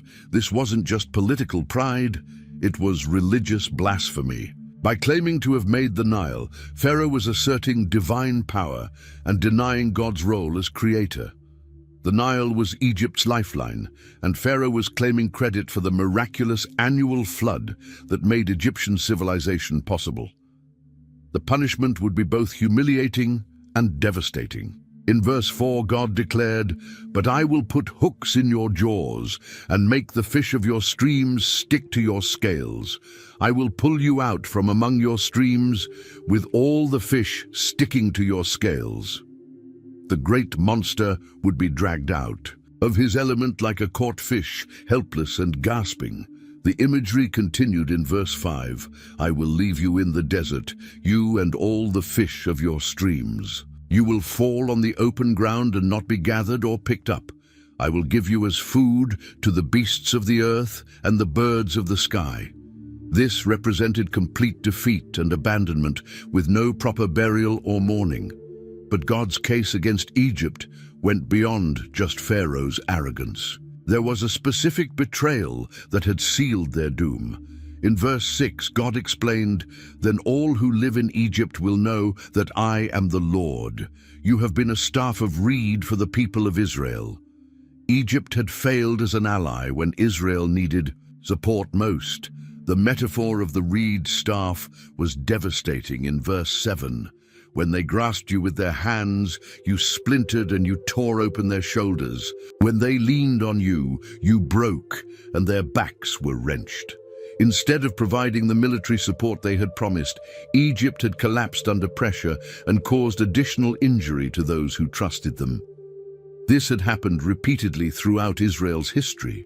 Whenever Israel faced a crisis and turned to Egypt for help instead of trusting God, Egypt had proven unreliable and had often made the situation worse. They had been a false hope that led to disappointment and disaster. The judgment would be comprehensive and long-lasting. In verse 8, God declared, "Therefore this is what the sovereign Lord says. I will bring a sword against you and kill both man and beast." This wouldn't just be a political defeat. It would be a demographic catastrophe that would reduce Egypt's population drastically. The desolation would last for decades. Verse 10 specified the duration. "Therefore I am against you, and against your streams, and I will make the land of Egypt a ruin and a desolate waste from Migdol to Aswan, as far as the border of Cush." From the Mediterranean coast to the southern border, the entire country would become uninhabitable. The most shocking aspect was the complete depopulation described in verse 11. The foot of neither man nor beast will pass through it. No one will live there for 40 years. For an entire generation, Egypt would be as empty as a desert, with no human or animal life surviving in what had been one of the most densely populated regions on earth. But like the other judgments, this one had a redemptive purpose. After 40 years of desolation, God would restore Egypt, though not to its former glory. Verse 13 promised, "Yet this is what the sovereign Lord says. At the end of 40 years, I will gather the Egyptians from the nations where they were scattered." Even God's enemies would eventually experience mercy and restoration. 2 years after the first prophecy against Egypt, God gave Ezekiel another vision that portrayed Pharaoh in an even more dramatic and terrifying way. This time, the Egyptian ruler wasn't just a reed or a monster. He was depicted as a massive crocodile that terrorized the waters, but would ultimately be trapped and destroyed. The second prophecy came with its own date in Ezekiel chapter 32, verse 1.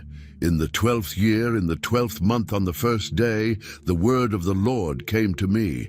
This was near the end of Ezekiel's prophetic ministry, showing that God's attention to Egypt's fate continued throughout the entire period of Jerusalem's crisis. The new metaphor was introduced in verse 2. "Son of man, take up a lament concerning Pharaoh, king of Egypt, and say to him, you are like a lion among the nations. You are like a monster in the seas, thrashing about in your streams, churning the water with your feet and muddying the streams." Pharaoh saw himself as a noble lion, but God saw him as a destructive sea monster. The crocodile imagery was particularly appropriate for Egypt, since the Nile was famous for its dangerous crocodiles that could kill unwary travelers or animals that came to drink. Pharaoh was like the largest and most dangerous of these predators, dominating his territory through fear and violence. But this great predator would face a hunter far more powerful than himself. In verse 3, God declared, "This is what the sovereign Lord says, with a great throng of people I will cast my net over you, and they will haul you up in my net." The image was of fishermen working together to catch a creature too large for any individual to handle. The capture would be both public and humiliating. Verse 4 continued, "I will throw you on the land and hurl you on the open field. I will let all the birds of the sky settle on you, and all the animals of the wild gorge themselves on you." The mighty river predator would become carrion for scavengers. The scale of destruction would be unprecedented. In verse 5, God revealed, "I will spread your flesh on the mountains and fill the valleys with your remains." This hyperbolic language emphasized that Pharaoh's downfall would affect the entire landscape of Egypt and surrounding regions. The blood imagery became even more intense in verse 6. "I will drench the land with your flowing blood all the way to the mountains, and the ravines will be filled with your flesh." This represented not just Pharaoh's death, but the deaths of all his armies and supporters in a massive military catastrophe. Even the heavens would be affected by this earthly judgment. Verse 7 declared, "When I snuff you out, I will cover the heavens and darken their stars. I will cover the sun with a cloud, and the moon will not give its light." This cosmic imagery showed that Pharaoh's fall would be an event of universal significance. The terror would spread far beyond Egypt's borders. In verse 9, God revealed, "I will trouble the hearts of many peoples when I bring about your destruction among the nations, among lands you have not known." Even distant countries that had never dealt directly with Egypt would be shaken by news of such a powerful empire's collapse. Kings everywhere would tremble at the implications. Verse 10 described their reaction. "I will cause many peoples to be appalled at you, and their kings will shudder with horror because of you when I brandish my sword before them."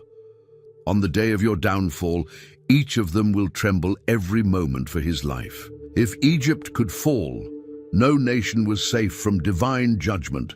The specific weapon of destruction would be identified in verse 11. For this is what the sovereign Lord says, the sword of the king of Babylon will come against you. Nebuchadnezzar, who had already destroyed Jerusalem and Tyre, would also be the instrument of Egypt's humiliation. The final prophecy against Egypt was perhaps the most haunting of all. It depicted the proud empire descending into the realm of the dead, where it would join other fallen nations in the darkness below the earth. This wasn't just about political defeat. It was about eternal consequences and the fate of all earthly powers that defy God. This ultimate prophecy came 2 weeks after the previous one, as recorded in Ezekiel chapter 32, verse 17. In the 12th year, on the 15th day of the month, the word of the Lord came to me. The rapid succession of these prophecies showed the urgency and intensity of God's judgment against Egypt. God commanded Ezekiel to perform a funeral ritual in verse 18.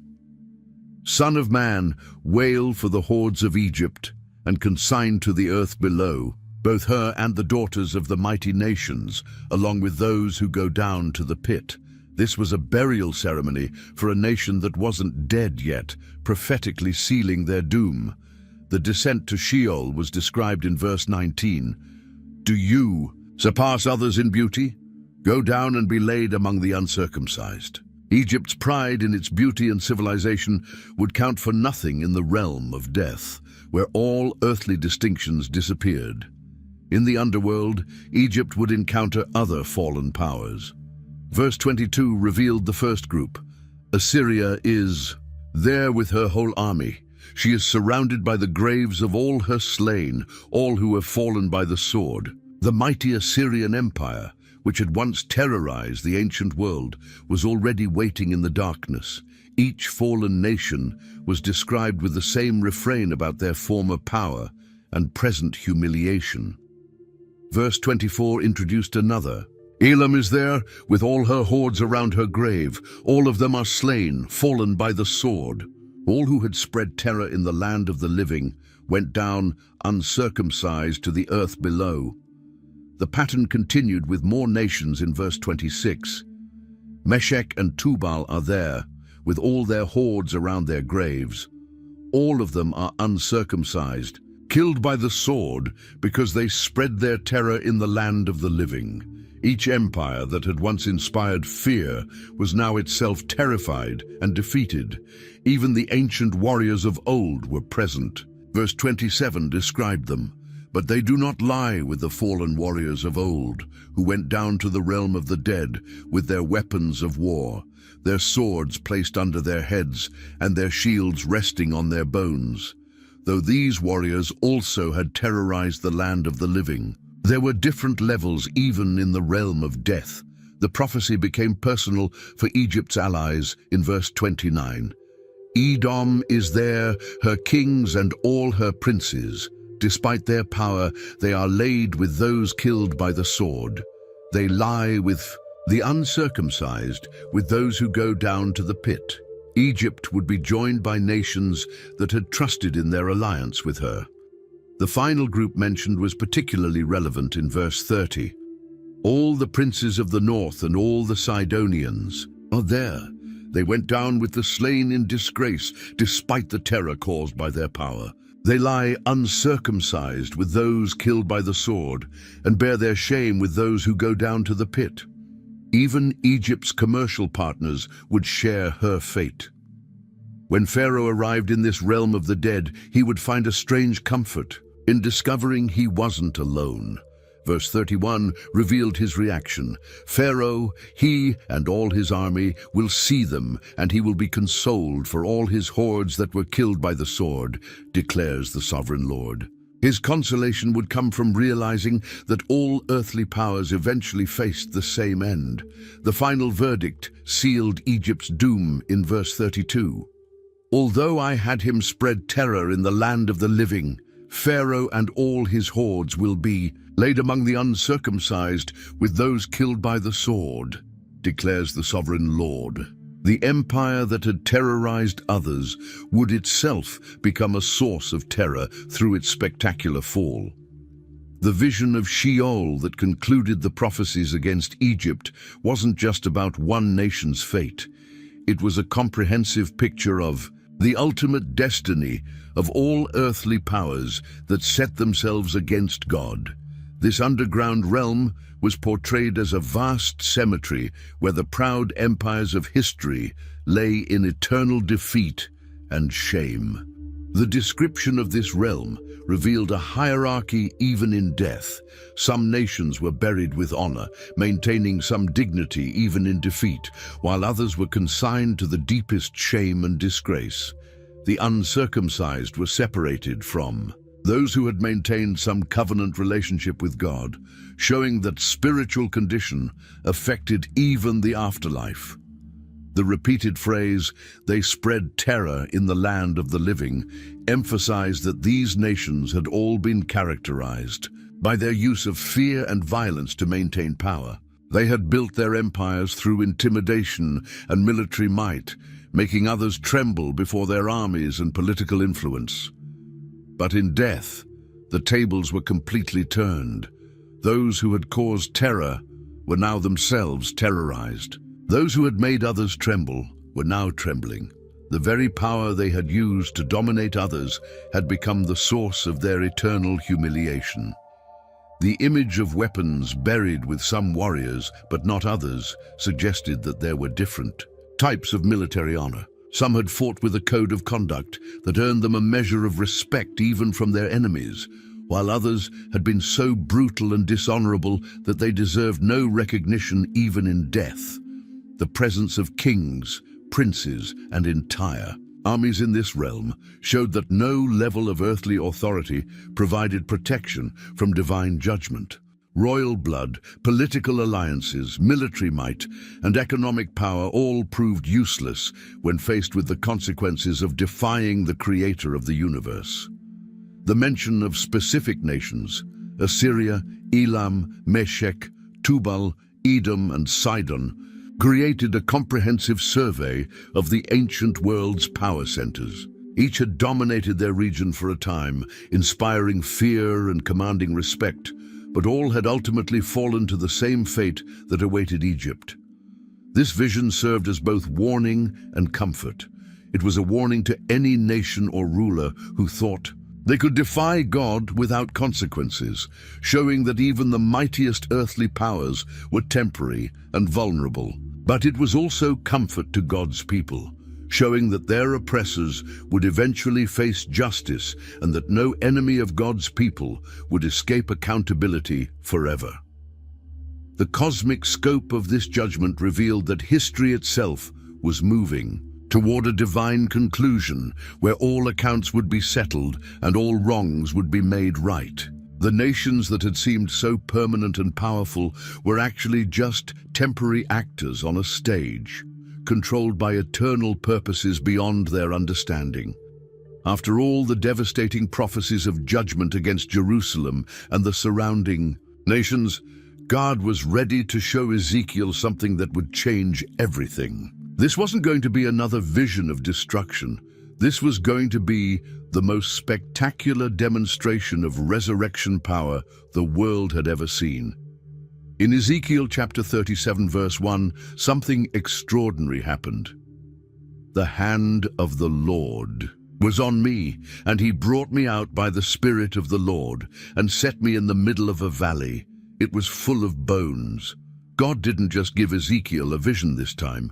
He physically transported him to a place that would become the setting for the most incredible miracle in the entire book. This wasn't just any valley, and these weren't just a few scattered bones. As Ezekiel looked around, he saw something that made his heart sink. Verse 2 described what he witnessed. He led me back and forth among them, and I saw a great many bones on the floor of the valley, bones that were very dry. These weren't recent casualties of war. These were bones that had been bleaching in the sun for years, completely dried out and lifeless. The sight was overwhelming.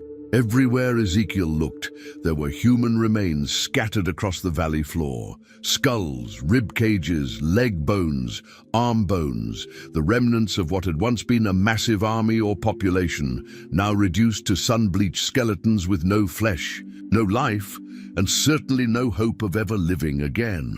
Then God asked him a question that seemed to have an obvious answer. In verse 3, he asked me, "Son of man, can these bones live?" Any reasonable person looking at this scene would have immediately answered, absolutely not. These bones were beyond dead. They were completely desiccated, scattered, and had been lying there so long that any connection between them had been lost. But Ezekiel had learned something important during his years as a prophet. When God asked questions, the obvious human answer wasn't always the right answer. So instead of saying what seemed logical, Ezekiel gave the perfect response. "Sovereign Lord, you alone know." He was admitting that human understanding had limits, but God's power didn't. What happened next defied every law of nature and every expectation of what was possible. In verse 4, God commanded, "Prophesy to these bones and say to them, 'Dry bones, hear the word of the Lord.'" Ezekiel was being told to preach to a congregation of skeletons, to deliver a sermon to an audience that had no ears to hear. The message itself was incredible. Verse 5 contained God's promise to the bones. "This is what the sovereign Lord says to these bones. I will make breath enter you, and you will come to life." God wasn't just promising to put the bones back together. He was promising to restore complete, living, breathing human beings. The process would be systematic and amazing. Verse 6 outlined the steps. "I will attach tendons to you and make flesh come on you and cover you with skin. I will put breath in you and you will come to life. Then you will know that I am the Lord." First, the skeletal structure would be rebuilt, then muscles and organs, then skin, and finally the breath of life itself. Ezekiel obeyed God's command and began preaching to the bones. What happened next was like watching the most incredible special effects movie ever made, except this was completely real. Verse 7 recorded the immediate response. "So I prophesied as I was commanded, and as I was prophesying there was a noise, a rattling sound, and the bones came together, bone to bone." The noise must have been incredible, thousands of bones rolling across the valley floor, finding their proper partners, and clicking into place with perfect precision. Skulls rolled to meet spinal columns, arm bones found shoulder sockets, leg bones connected to hip joints. In a matter of moments, the scattered remains had become complete skeletons, lying in formation across the valley floor. But that was just the beginning. Verse 8 continued the amazing transformation. "I looked, and tendons and flesh appeared on them, and skin covered them, but there was no breath in them." Now, instead of dry bones, there were perfect human bodies lying motionless in the valley. They looked like people who were sleeping, but they weren't breathing. God gave Ezekiel another command that seemed just as impossible as the first. In verse 9 he said, "Prophesy to the breath, prophesy, Son of Man, and say to it, 'This is what the sovereign Lord says. Come, breath, from the four winds, and breathe into these slain, that they may live.'" Now Ezekiel had to preach to the air itself, calling for the wind to come and give life to these perfectly formed but lifeless bodies. The response was immediate and spectacular. Verse 10 described the final miracle. "So I prophesied as he commanded me, and breath entered them. They came to life and stood up on their feet, a vast army. Not only did they come alive, but they stood up at attention like soldiers ready for battle. The valley that had been a graveyard was now filled with a mighty army of living people." Then God explained what this incredible vision meant. These bones weren't just random dead people. They represented something very specific. In verse 11, God revealed, "Son of man, these bones are the people of Israel. They say, 'Our bones are dried up and our hope is gone. We are cut off.'"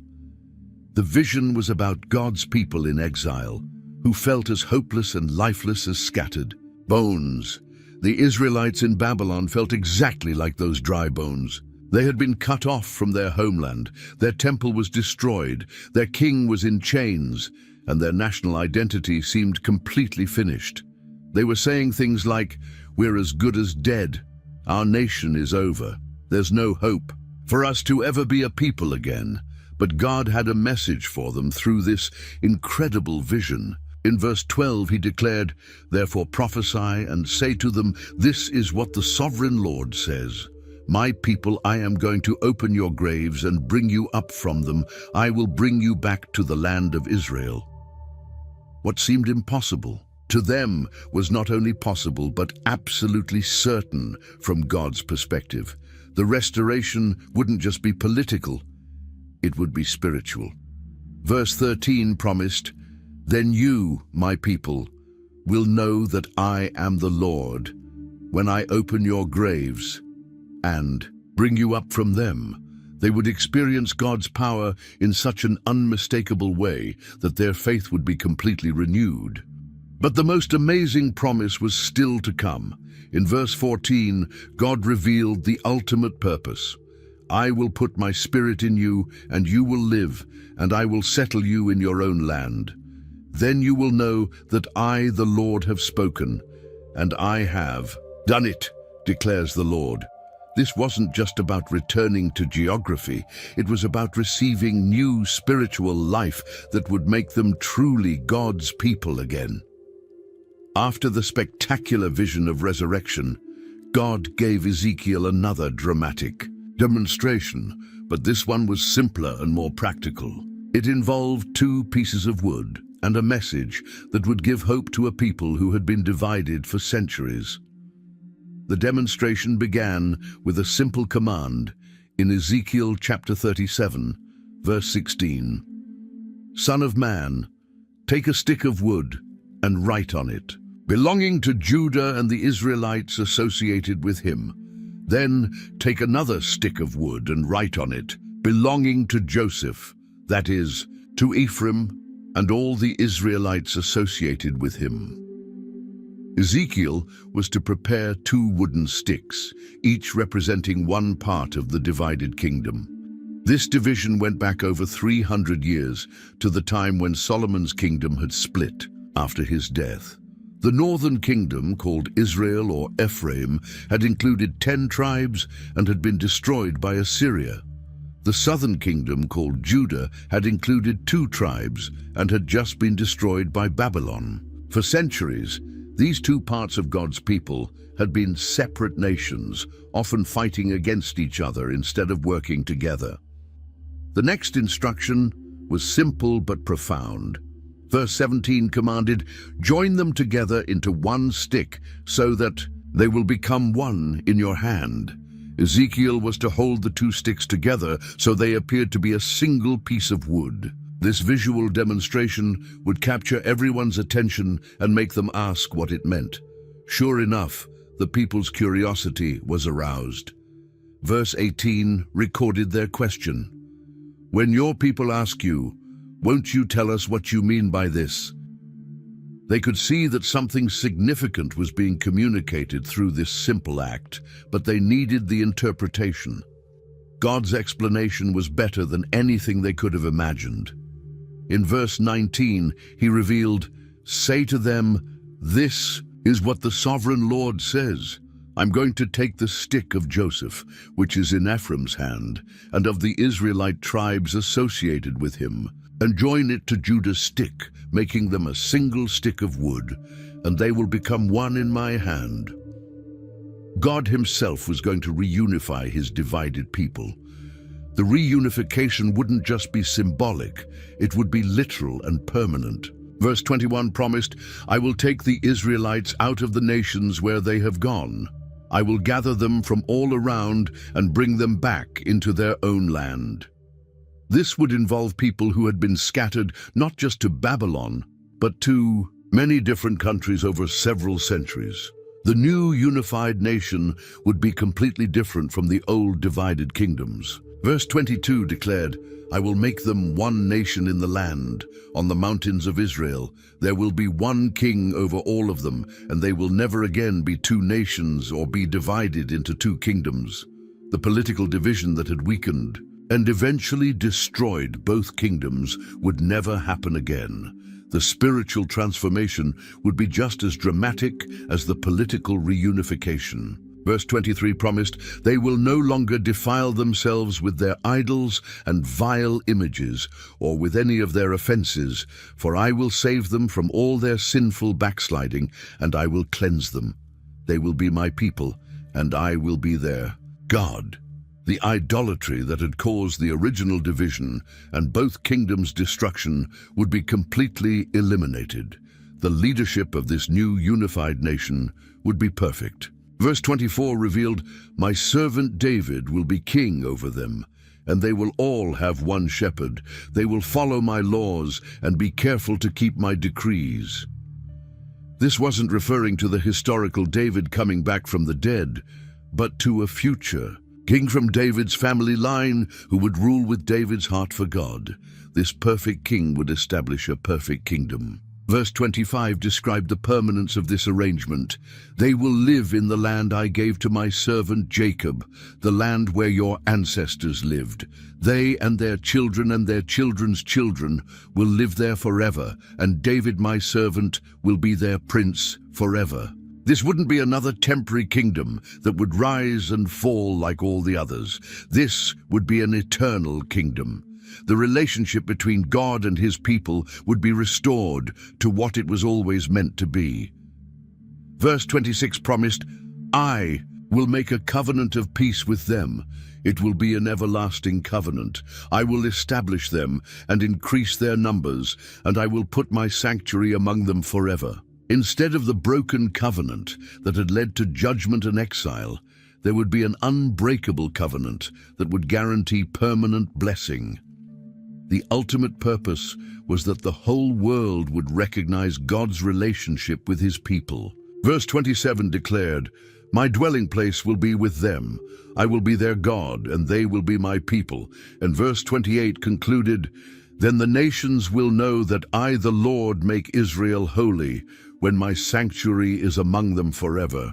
The restored and unified people would become a testimony to all nations of God's faithfulness and power. Just when it seemed like the promises of restoration meant that God's people would live in peace forever, God revealed that there would be one final test. A massive invasion would come against the restored nation, but this attack would ultimately demonstrate God's power to the entire world and establish his people's security permanently. The prophecy began with God addressing the leader of this future invasion. In Ezekiel chapter 38 verse 2, God commanded, Son of man, set your face against Gog of the land of Magog, the chief prince of Meshech and Tubal. Prophesy against him. This Gog wasn't a specific person that Ezekiel knew, but a future leader who would arise from the far north. God described Gog's intentions in verse 3. This is what the sovereign Lord says, I am against you, Gog, chief prince of Meshech and Tubal. This wasn't just a human political decision. This invasion would be motivated by forces that opposed God himself and his purposes for his people. The invasion force would be massive and international. Verse 4 described God's role in organizing. Iddah, I will turn you around, put hooks in your jaws and bring you out with your whole army, your horses, your horsemen fully armed, and a great horde with large and small shields, all of them brandishing their swords. Even though Gog would think he was making his own decisions, God would actually be directing events for his own purposes. The coalition would include nations from all directions. Verse 5 listed some of the participants. Persia, Cush, and Put will be with them, all with shields and helmets. These represented countries from the east, south, and west, showing that this would be a truly international effort against God's people. The northern forces were described in verse 6. Also, Gomer with all its troops, and Beth Togarmah from the far north with all its troops, the many nations with you. This coalition would include peoples from the distant north, representing the most remote and powerful nations of the earth. But the timing of this invasion was crucial. It wouldn't happen immediately after the people returned from exile. Verse 8 explained, "After many days you will be called to arms. In future years you will invade a land that has recovered from war, whose people were gathered from many nations to the mountains of Israel, which had long been desolate. They had been brought out from the nations, and now all of them live in safety." This invasion would come after Israel had been fully restored and was living in peace and prosperity. The restored nation would be completely unprepared for war. Verse 11 described their vulnerable condition. "You will say, I will invade a land of unwalled villages. I will attack a peaceful and unsuspecting people, all of them living without walls and without gates and bars." The people would be so confident in their security that they wouldn't even have military defenses. Gog's motivation would be purely materialistic. Verse 12 revealed his thinking. "I will plunder and loot and turn my hand against the resettled ruins and the people gathered from the nations, rich in livestock and goods, living at the center of the land." He would see Israel's prosperity and decide to take it for himself. Other nations would notice the invasion, but wouldn't intervene. Verse 13 described their response. "Sheba and Dedan and the merchants of Tarshish and all her villages will say to you, 'Have you come to plunder? Have you gathered your hordes to loot, to carry off silver and gold, to take away livestock and goods, and to seize much plunder?'" They would ask questions but wouldn't take action to help. The invasion would seem overwhelming from a human perspective. Verse 15 described the massive force. "You will come from your place in the far north, you and many nations with you, all of them riding on horses, a great horde, a mighty army." This wouldn't be a small raid. It would be the largest military force ever assembled against God's people. But God had his own plans for this invasion. Verse 16 revealed his purpose. "You will advance against my people Israel like a cloud that uncovers the land. In days to come, Gog, I will bring you against my land, so that the nations may know me when I am proved holy through you before their eyes." This attack would become an opportunity for God to demonstrate his power to the entire world. The battle itself would be unlike anything in human history. Verse 19 described God's intervention. "In my zeal and fiery wrath, I declare that at that time there shall be a great earthquake in the land of Israel." Natural disasters would be God's first weapon against the invaders. The supernatural intervention would intensify. Verse 22 listed the divine weapons. "I will execute judgment on him with plague and bloodshed. I will pour down torrents of rain, hailstones and burning sulfur on him and on his troops and on the many nations with him." God would use weather, disease, and fire from heaven to destroy the invasion force. The result would be complete victory for God's people without them having to fight at all. Verse 23 declared the ultimate purpose. "And so I will show my greatness and my holiness, and I will make myself known in the sight of many nations. Then they will know that I am the Lord." This battle would serve as the final proof of God's sovereignty over all earthly powers. After the spectacular defeat of Gog's invasion, the land of Israel would need to be thoroughly cleansed before God's people could fully enjoy their inheritance. This wouldn't just be a matter of cleaning up after a battle.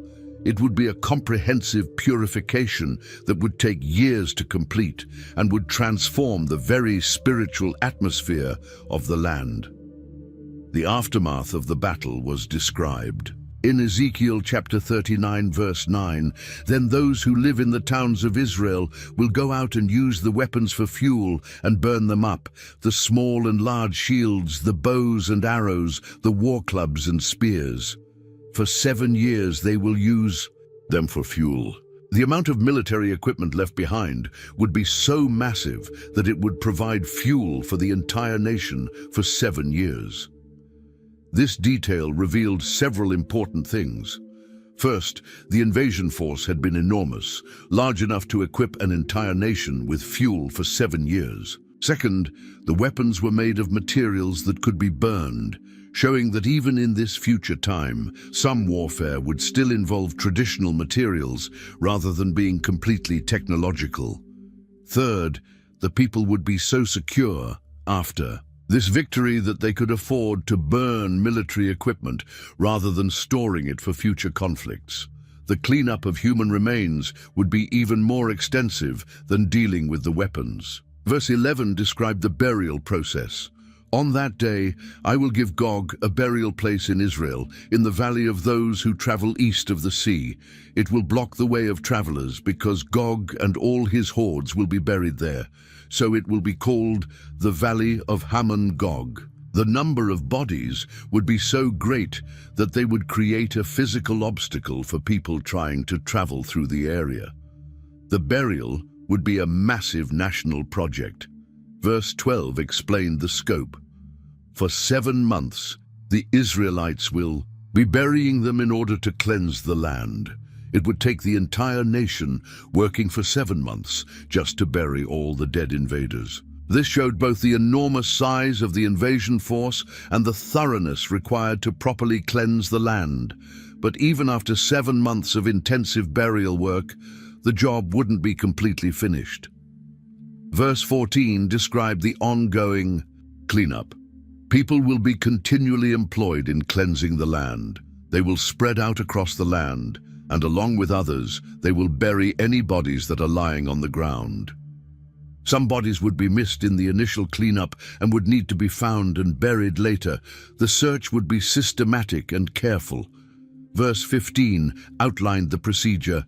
As they go through the land, anyone who sees a human bone will leave a marker beside it until the gravediggers have buried it in the valley of Hamon Gog. No remains would be left unburied, ensuring that the land was completely cleansed from the defilement of death. The spiritual significance of this cleanup was enormous. In ancient times, contact with dead bodies made people ceremonially unclean and prevented them from participating in worship. Having thousands of unburied corpses scattered across the land would have made the entire country spiritually defiled and unfit for God's presence. The thoroughness of the purification showed that God intended his restored people to enjoy perfect fellowship with him in a completely holy land. There would be no spiritual obstacles, no unclean areas, no reminders of death and destruction to interfere with their worship and relationship with God. The cleanup would also serve as a permanent reminder of God's victory over his enemies. Every time someone passed the valley of Hamon Gog, they would remember how God had defeated the greatest army ever assembled against his people. The burial site would become a monument to divine power and faithfulness. The birds and wild animals would also participate in the cleanup, but in a different way. Verse 17 described a gruesome feast. Son of man, this is what the sovereign Lord says. Call out to every kind of bird and all the wild animals. Assemble and come together from all around to the sacrifice I am preparing for you, the great sacrifice. On the mountains of Israel, there you will eat flesh and drink blood. The carrion-eating creatures would consume the remains that couldn't be properly buried. This wasn't just about practical cleanup, it was about demonstrating that those who opposed God would become food for scavengers. The mighty warriors who had marched proudly to battle would end up as meals for vultures and jackals. Their strength and pride would be reduced to nothing more than nourishment for the lowest creatures. The feast would include the highest ranks of the enemy forces. Verse 18 specified the menu. You will eat the flesh of mighty men and drink the blood of the princes of the earth as if they were rams and lambs, goats and bulls, all of them fattened animals from Bashan. Generals, kings, and nobles would all receive the same treatment, becoming food for animals. The abundance would be overwhelming. Verse 19 promised, At the sacrifice I am preparing for you, you will eat fat until you are glutted and drink blood. until you are drunk. There would be so many bodies that even the scavengers would be overwhelmed by the abundance. This graphic imagery served multiple purposes. It showed the completeness of God's victory, the humiliation of his enemies, and the thoroughness of the land's purification. No trace of the invasion would remain, except for the memorial valley and the 7 years' worth of fuel from their weapons. 25 years after Ezekiel's first vision by the Kibar River, God gave him the most detailed and elaborate vision of his entire prophetic ministry. This wasn't about judgment or restoration in general terms. This was a precise architectural blueprint for a temple that would surpass even Solomon's magnificent building in glory and significance.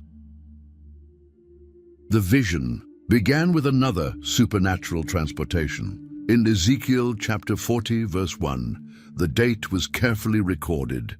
In the 25th year of our exile, at the beginning of the year, on the 10th day of the month, in the 14th year after the fall of the city, on that very day, the hand of the Lord was on me, and he took me there.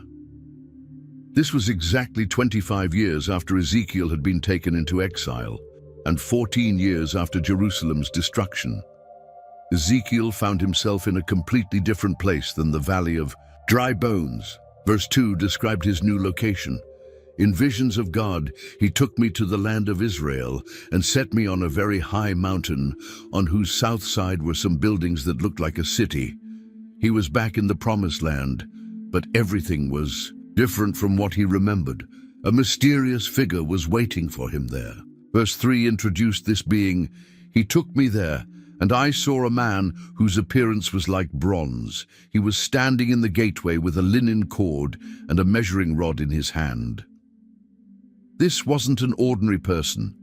His bronze-like appearance suggested a supernatural being, possibly an angel, who had been appointed to give Ezekiel a tour of this new temple complex.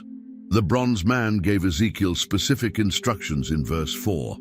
The man said to me, "Son of man, look carefully and listen closely and pay attention to everything I'm going to show you, for that is why you have been brought here.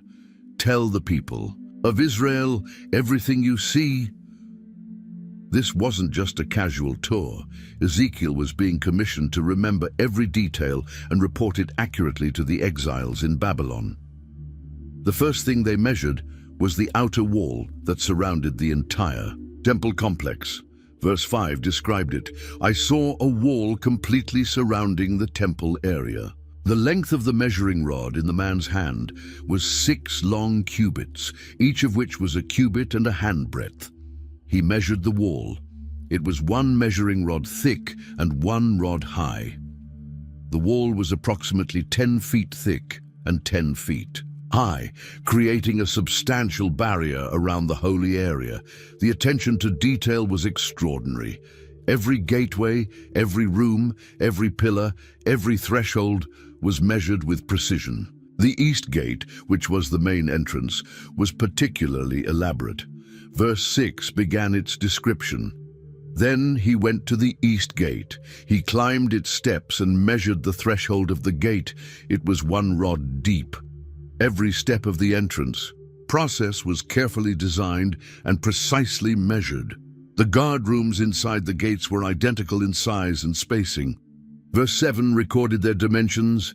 The alcoves for the guards were 1 rod long and 1 rod wide, and the projecting walls between the alcoves were 5 cubits thick, and the threshold of the gate next to the portico facing the temple was 1 rod deep. These weren't random rooms. They were carefully planned spaces for specific functions. The inner court had its own set of gates that mirrored the outer gates, but were even more elaborate. Verse 28 described the south gate. Then he brought me into the inner court through the south gate, and he measured the south gate. It had the same measurements as the others. The symmetry and consistency showed that this was a carefully planned design, not a haphazard collection of buildings. The porticos around the inner court were especially impressive. Verse 31 noted one detail. Its portico faced the outer court. Palm trees decorated its jambs, and 8 steps led up to it. The palm trees weren't just decoration. They were symbols of righteousness and flourishing, showing that this temple was designed to promote spiritual growth and blessing. The rooms for preparing sacrifices were strategically located near the gates. Verse 38 described their purpose. A room with a doorway was by the portico in each of the inner gateways, where the burnt offerings were washed. Every aspect of temple worship was carefully planned and provided for. Even the musicians had their designated spaces. Verse 44 mentioned, outside the inner gate within the inner court were 2 rooms, one at the side of the north gate and facing south, and another at the side of the south gate and facing north. These rooms were specifically designed for the singers who would lead worship in the new temple. The measurements continued with the temple building itself. Verse 48 began the description of the main structure. He brought me to the portico of the temple and measured the jambs of the portico. They were 5 cubits wide on either side. The width of the entrance was 3 cubits on either side. Every dimension was precisely specified, showing that this wasn't a vague vision, but a detailed blueprint. The recording of all these measurements served several purposes. First, it showed that God cared about details and order in worship. Second, it demonstrated that this temple was designed by divine wisdom rather than human creativity. Third, it provided hope to the exiles that God had specific plans for their restoration that were as detailed and certain as these architectural specifications. After the exhaustive tour of the temple's architecture, Ezekiel witnessed something that surpassed even the spectacular vision of the Valley of Dry Bones. The glory of God, which he had seen departing from the old temple in stages, was now returning to fill the new sanctuary with even greater splendor than before. The vision of God's return began at the East Gate, which had special significance throughout Ezekiel's ministry. In Ezekiel chapter 43 verse 1, the scene was set, "Then the man brought me to the gate facing east." This was the same direction from which Ezekiel had seen the glory depart years earlier, and now it would be the direction from which glory would return. What Ezekiel saw coming from the east was beyond description. Verse 2 attempted to capture it.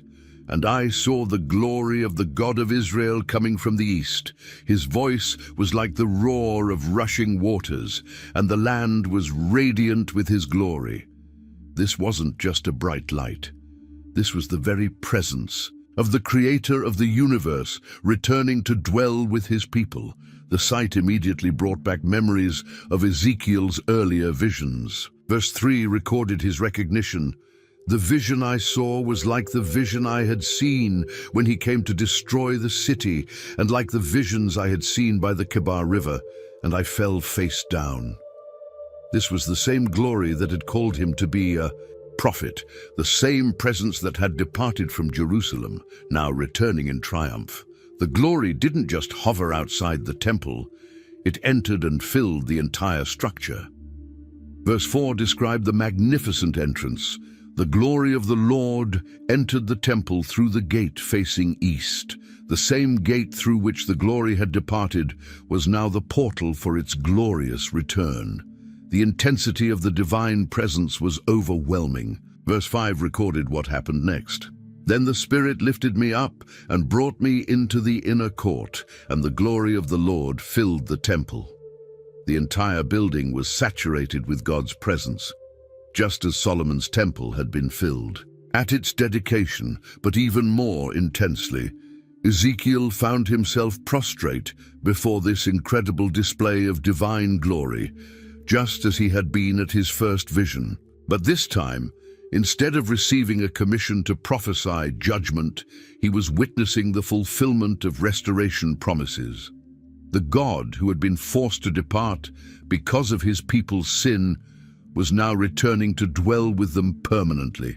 The voice that spoke to him came from inside the temple, showing that God had truly taken up residence there. Verse 6 recorded, While the man was standing beside me, I heard someone speaking to me from inside the temple.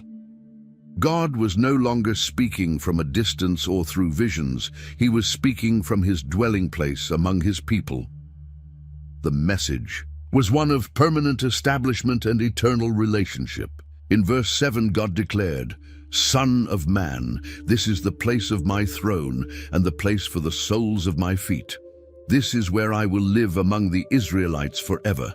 The people of Israel will never again defile my holy name, neither they nor their kings, by their prostitution and the funeral offerings for their kings at their death." This wouldn't be another temporary arrangement that could be broken by human sinfulness. The reason for this permanence was explained in the promise of transformation. God wasn't just returning to the same people who had defiled his previous temple. He was returning to a people who had been fundamentally changed. Their hearts had been renewed, their spirits had been regenerated, and their capacity for spiritual adultery had been removed. The contrast with the past was emphasized in verse 8. "When they placed their threshold next to my threshold and their doorposts beside my doorposts, with only a wall between me and them, they defiled my holy name by their detestable practices, so I destroyed them in my anger."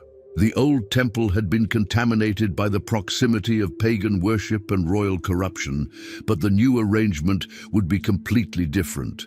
Verse 9 promised, "Now let them put away from me their prostitution and the funeral offerings for their kings, and I will live among them forever." The spiritual adultery that had characterized the past would be permanently eliminated. This return of God's glory wasn't just a restoration. It was an escalation. The presence would be more intense, more permanent, and more transformative than ever before. The people who experienced this would be changed by the encounter in ways that would make future rebellion impossible. With God's glory now filling the new temple, it was time to establish the regulations that would govern worship. In this holy place, these weren't just updated versions of the old laws. They were designed for a people who had been transformed and a temple that would never again be defiled.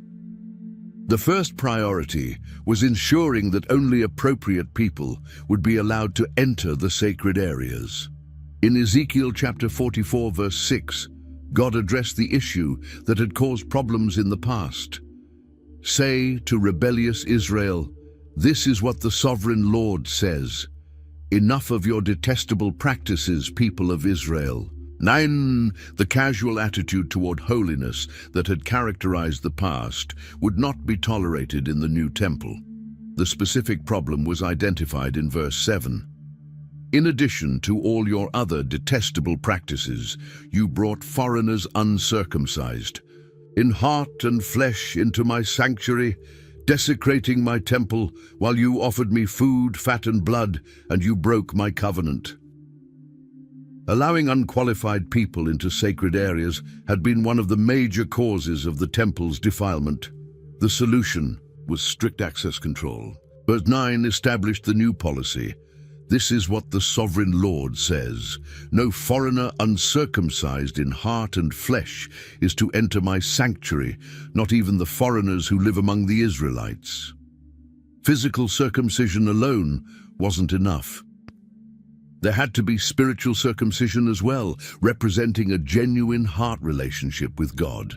But the access restrictions weren't just about foreigners. Even among the Levites, there would be different levels of service based on their past faithfulness. Verse 10 addressed those who had been unfaithful. "The Levites who went far from me when Israel went astray, and who wandered from me after their idols, must bear the consequences of their sin." These unfaithful Levites would still have a role in the temple, but it would be limited. Verse 11 defined their duties. "They may serve in my sanctuary, having charge of the gates of the temple, and serving in it. They may slaughter the burnt offerings and sacrifices for the people and stand before the people and serve them." They could handle the physical work and assist the people, but they couldn't approach God's presence directly. However, those who had remained faithful would receive special privileges. Verse 15 identified this group, but the Levitical priests, who are descendants of Zadok and who guarded the duties of my sanctuary when the Israelites went astray from me, are to come near to minister before me. They are to stand before me to offer sacrifices of fat and blood, declares the sovereign Lord. The family of Zadok had remained loyal when others fell into idolatry, and their faithfulness would be rewarded. These faithful priests would have exclusive access to the most sacred duties. Verse 16 specified their privileges. They alone are to enter my sanctuary. They alone are to come near my table to minister before me and serve me as guards. Only they could approach the altar where God's presence dwelt most intensely. The clothing. Regulations for these priests were detailed and specific. Verse 17 began the dress code. When they enter the gates of the inner court, they are to wear linen clothes. They must not wear any woolen garment while ministering at the gates of the inner court or inside the temple. Linen was cooler and cleaner than wool, representing the purity required for God's service. The head coverings were particularly important. Verse 18 specified, they are to wear linen turbans on their heads and linen undergarments around their waists. They must not wear anything that makes them perspire. Sweating was associated with the curse of hard labor after the fall, and there would be no reminders of the curse in God's presence. When the priests finished their duties and returned to the outer court where regular people gathered, they had to change clothes completely. Verse 19 explained the procedure. When they go out into the outer court, where the people are, they are to take off the clothes they have been ministering in and are to leave them in the sacred rooms and put on other clothes, so that the people are not consecrated through contact with their garments. The holiness was so intense that even their clothing could transmit it to unprepared people. Personal grooming standards were also specified. Verse 20 established the rules. They must not shave their heads or let their hair grow long, but they are to keep the hair of their heads trimmed. Extreme hairstyles associated with pagan mourning rituals or ascetic practices were forbidden. Everything should be moderate and appropriate. Marriage restrictions ensured the priest's family life, supported their sacred duties. Verse 22 outlined the requirements. They must not marry widows or divorced women. They may only marry virgins of Israelite descent or widows of priests. Their marriages needed to be unquestionably pure and free from any moral complications. The priest's teaching role was emphasized as being just as important as their ritual duties. Verse 23 described this responsibility. They are to teach my people the difference between the holy and the common and show them how to distinguish between the unclean and the clean. The people needed constant instruction to maintain the spiritual standards required for God's presence among them. Legal responsibilities were also part of their duties. Verse 24 explained, in any dispute, the priests are to serve as judges and decide it according to my ordinances. They are to keep my laws and my decrees for all my appointed festivals. They are to keep my Sabbaths holy. They would be the final arbiters of religious law and practice. Property ownership rules for priests were designed to keep them focused on spiritual rather than material concerns. Verse 28 addressed their inheritance. I am to be the only inheritance the priests have. You are to give them no possession in Israel. I will be their possession. Instead of owning land like other Israelites, the priests would be supported by offerings and would depend completely on God for their needs. The festivals and sacrificial system would be restored, but with new meaning and power.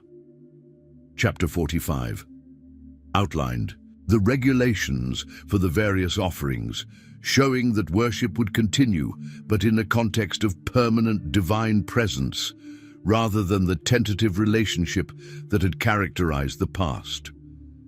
The Sabbath regulations were particularly emphasized. showing that rest and worship would be priorities in the restored community. Verse 17 of chapter 46 specified, "The prince is to provide the burnt offerings, grain offerings, and drink offerings at the festivals, the new moons, and the Sabbaths, at all the appointed festivals of Israel."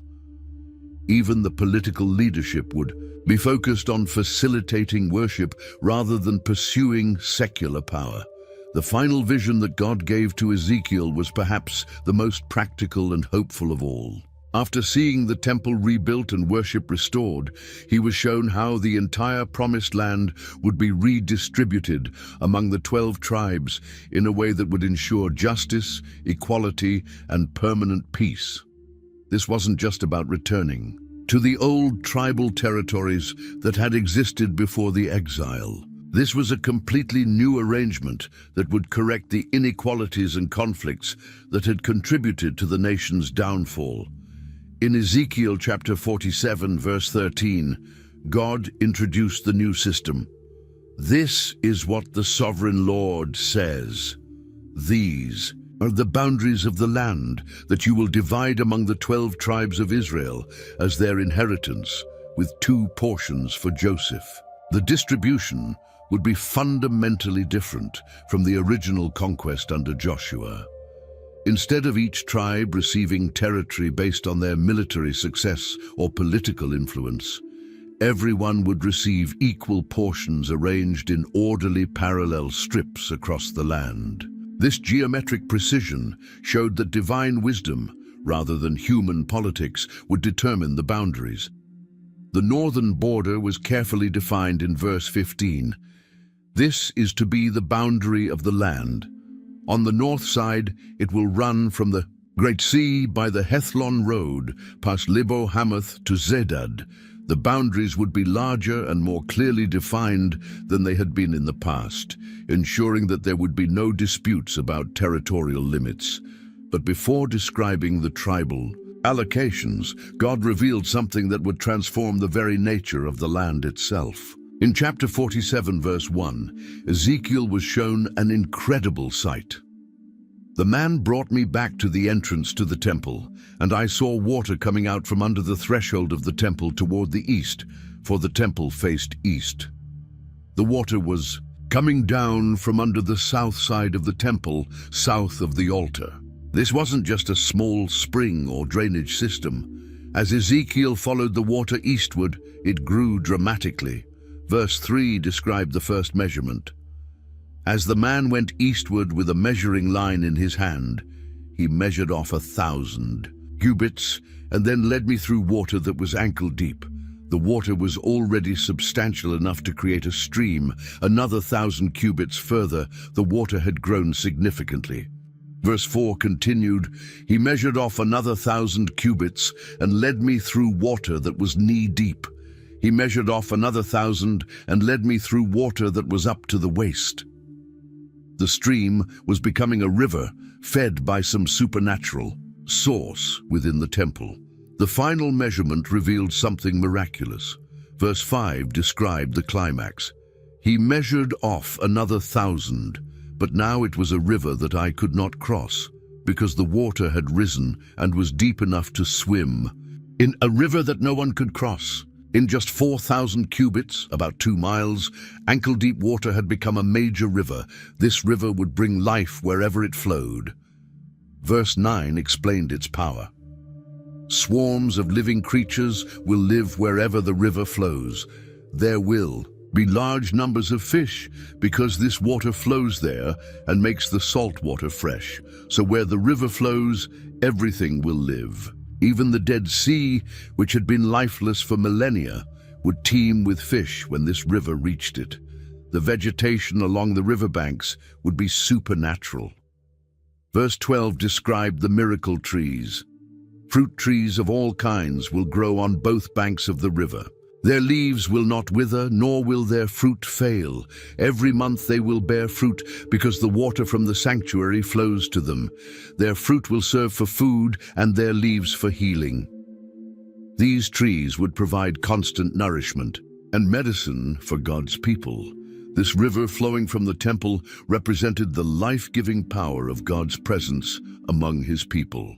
Just as the temple would be the center of worship, it would also be the source of physical blessing that would transform the entire land into a paradise. With this supernatural irrigation system in place, the land could support a much larger population than ever before. The tribal allocations reflected this new abundance. In chapter 48, verse 1, the distribution began. These are the tribes listed by name. At the northern frontier, Dan will have one portion. Each tribe would receive territory, perfectly suited to their needs. The order of the tribes was significant. Instead of the traditional arrangement based on birth order or previous territorial claims, the tribes were arranged to ensure that the temple would be at the geographic center of the nation. Verse 8 identified the central portion. Bordering. The territory of Judah from east to west will be the portion you are to present as a special gift. It will be 25,000 cubits wide, and its length from east to west will equal one of the tribal portions. The sanctuary will be in the center of it. This central area would be divided into 3 sections. The priests would receive the section containing the temple. The Levites would have the adjacent area for their cities, and the prince would have territory on both sides to provide for the civil government. Verse 15 described the city's portion. The remaining area, 5,000 cubits wide and 25,000 cubits long, will be for the common use of the city, for houses and for pasture land. The city will be in the center of it. The city itself would be perfectly planned and designed. Verse 16 specified its dimensions.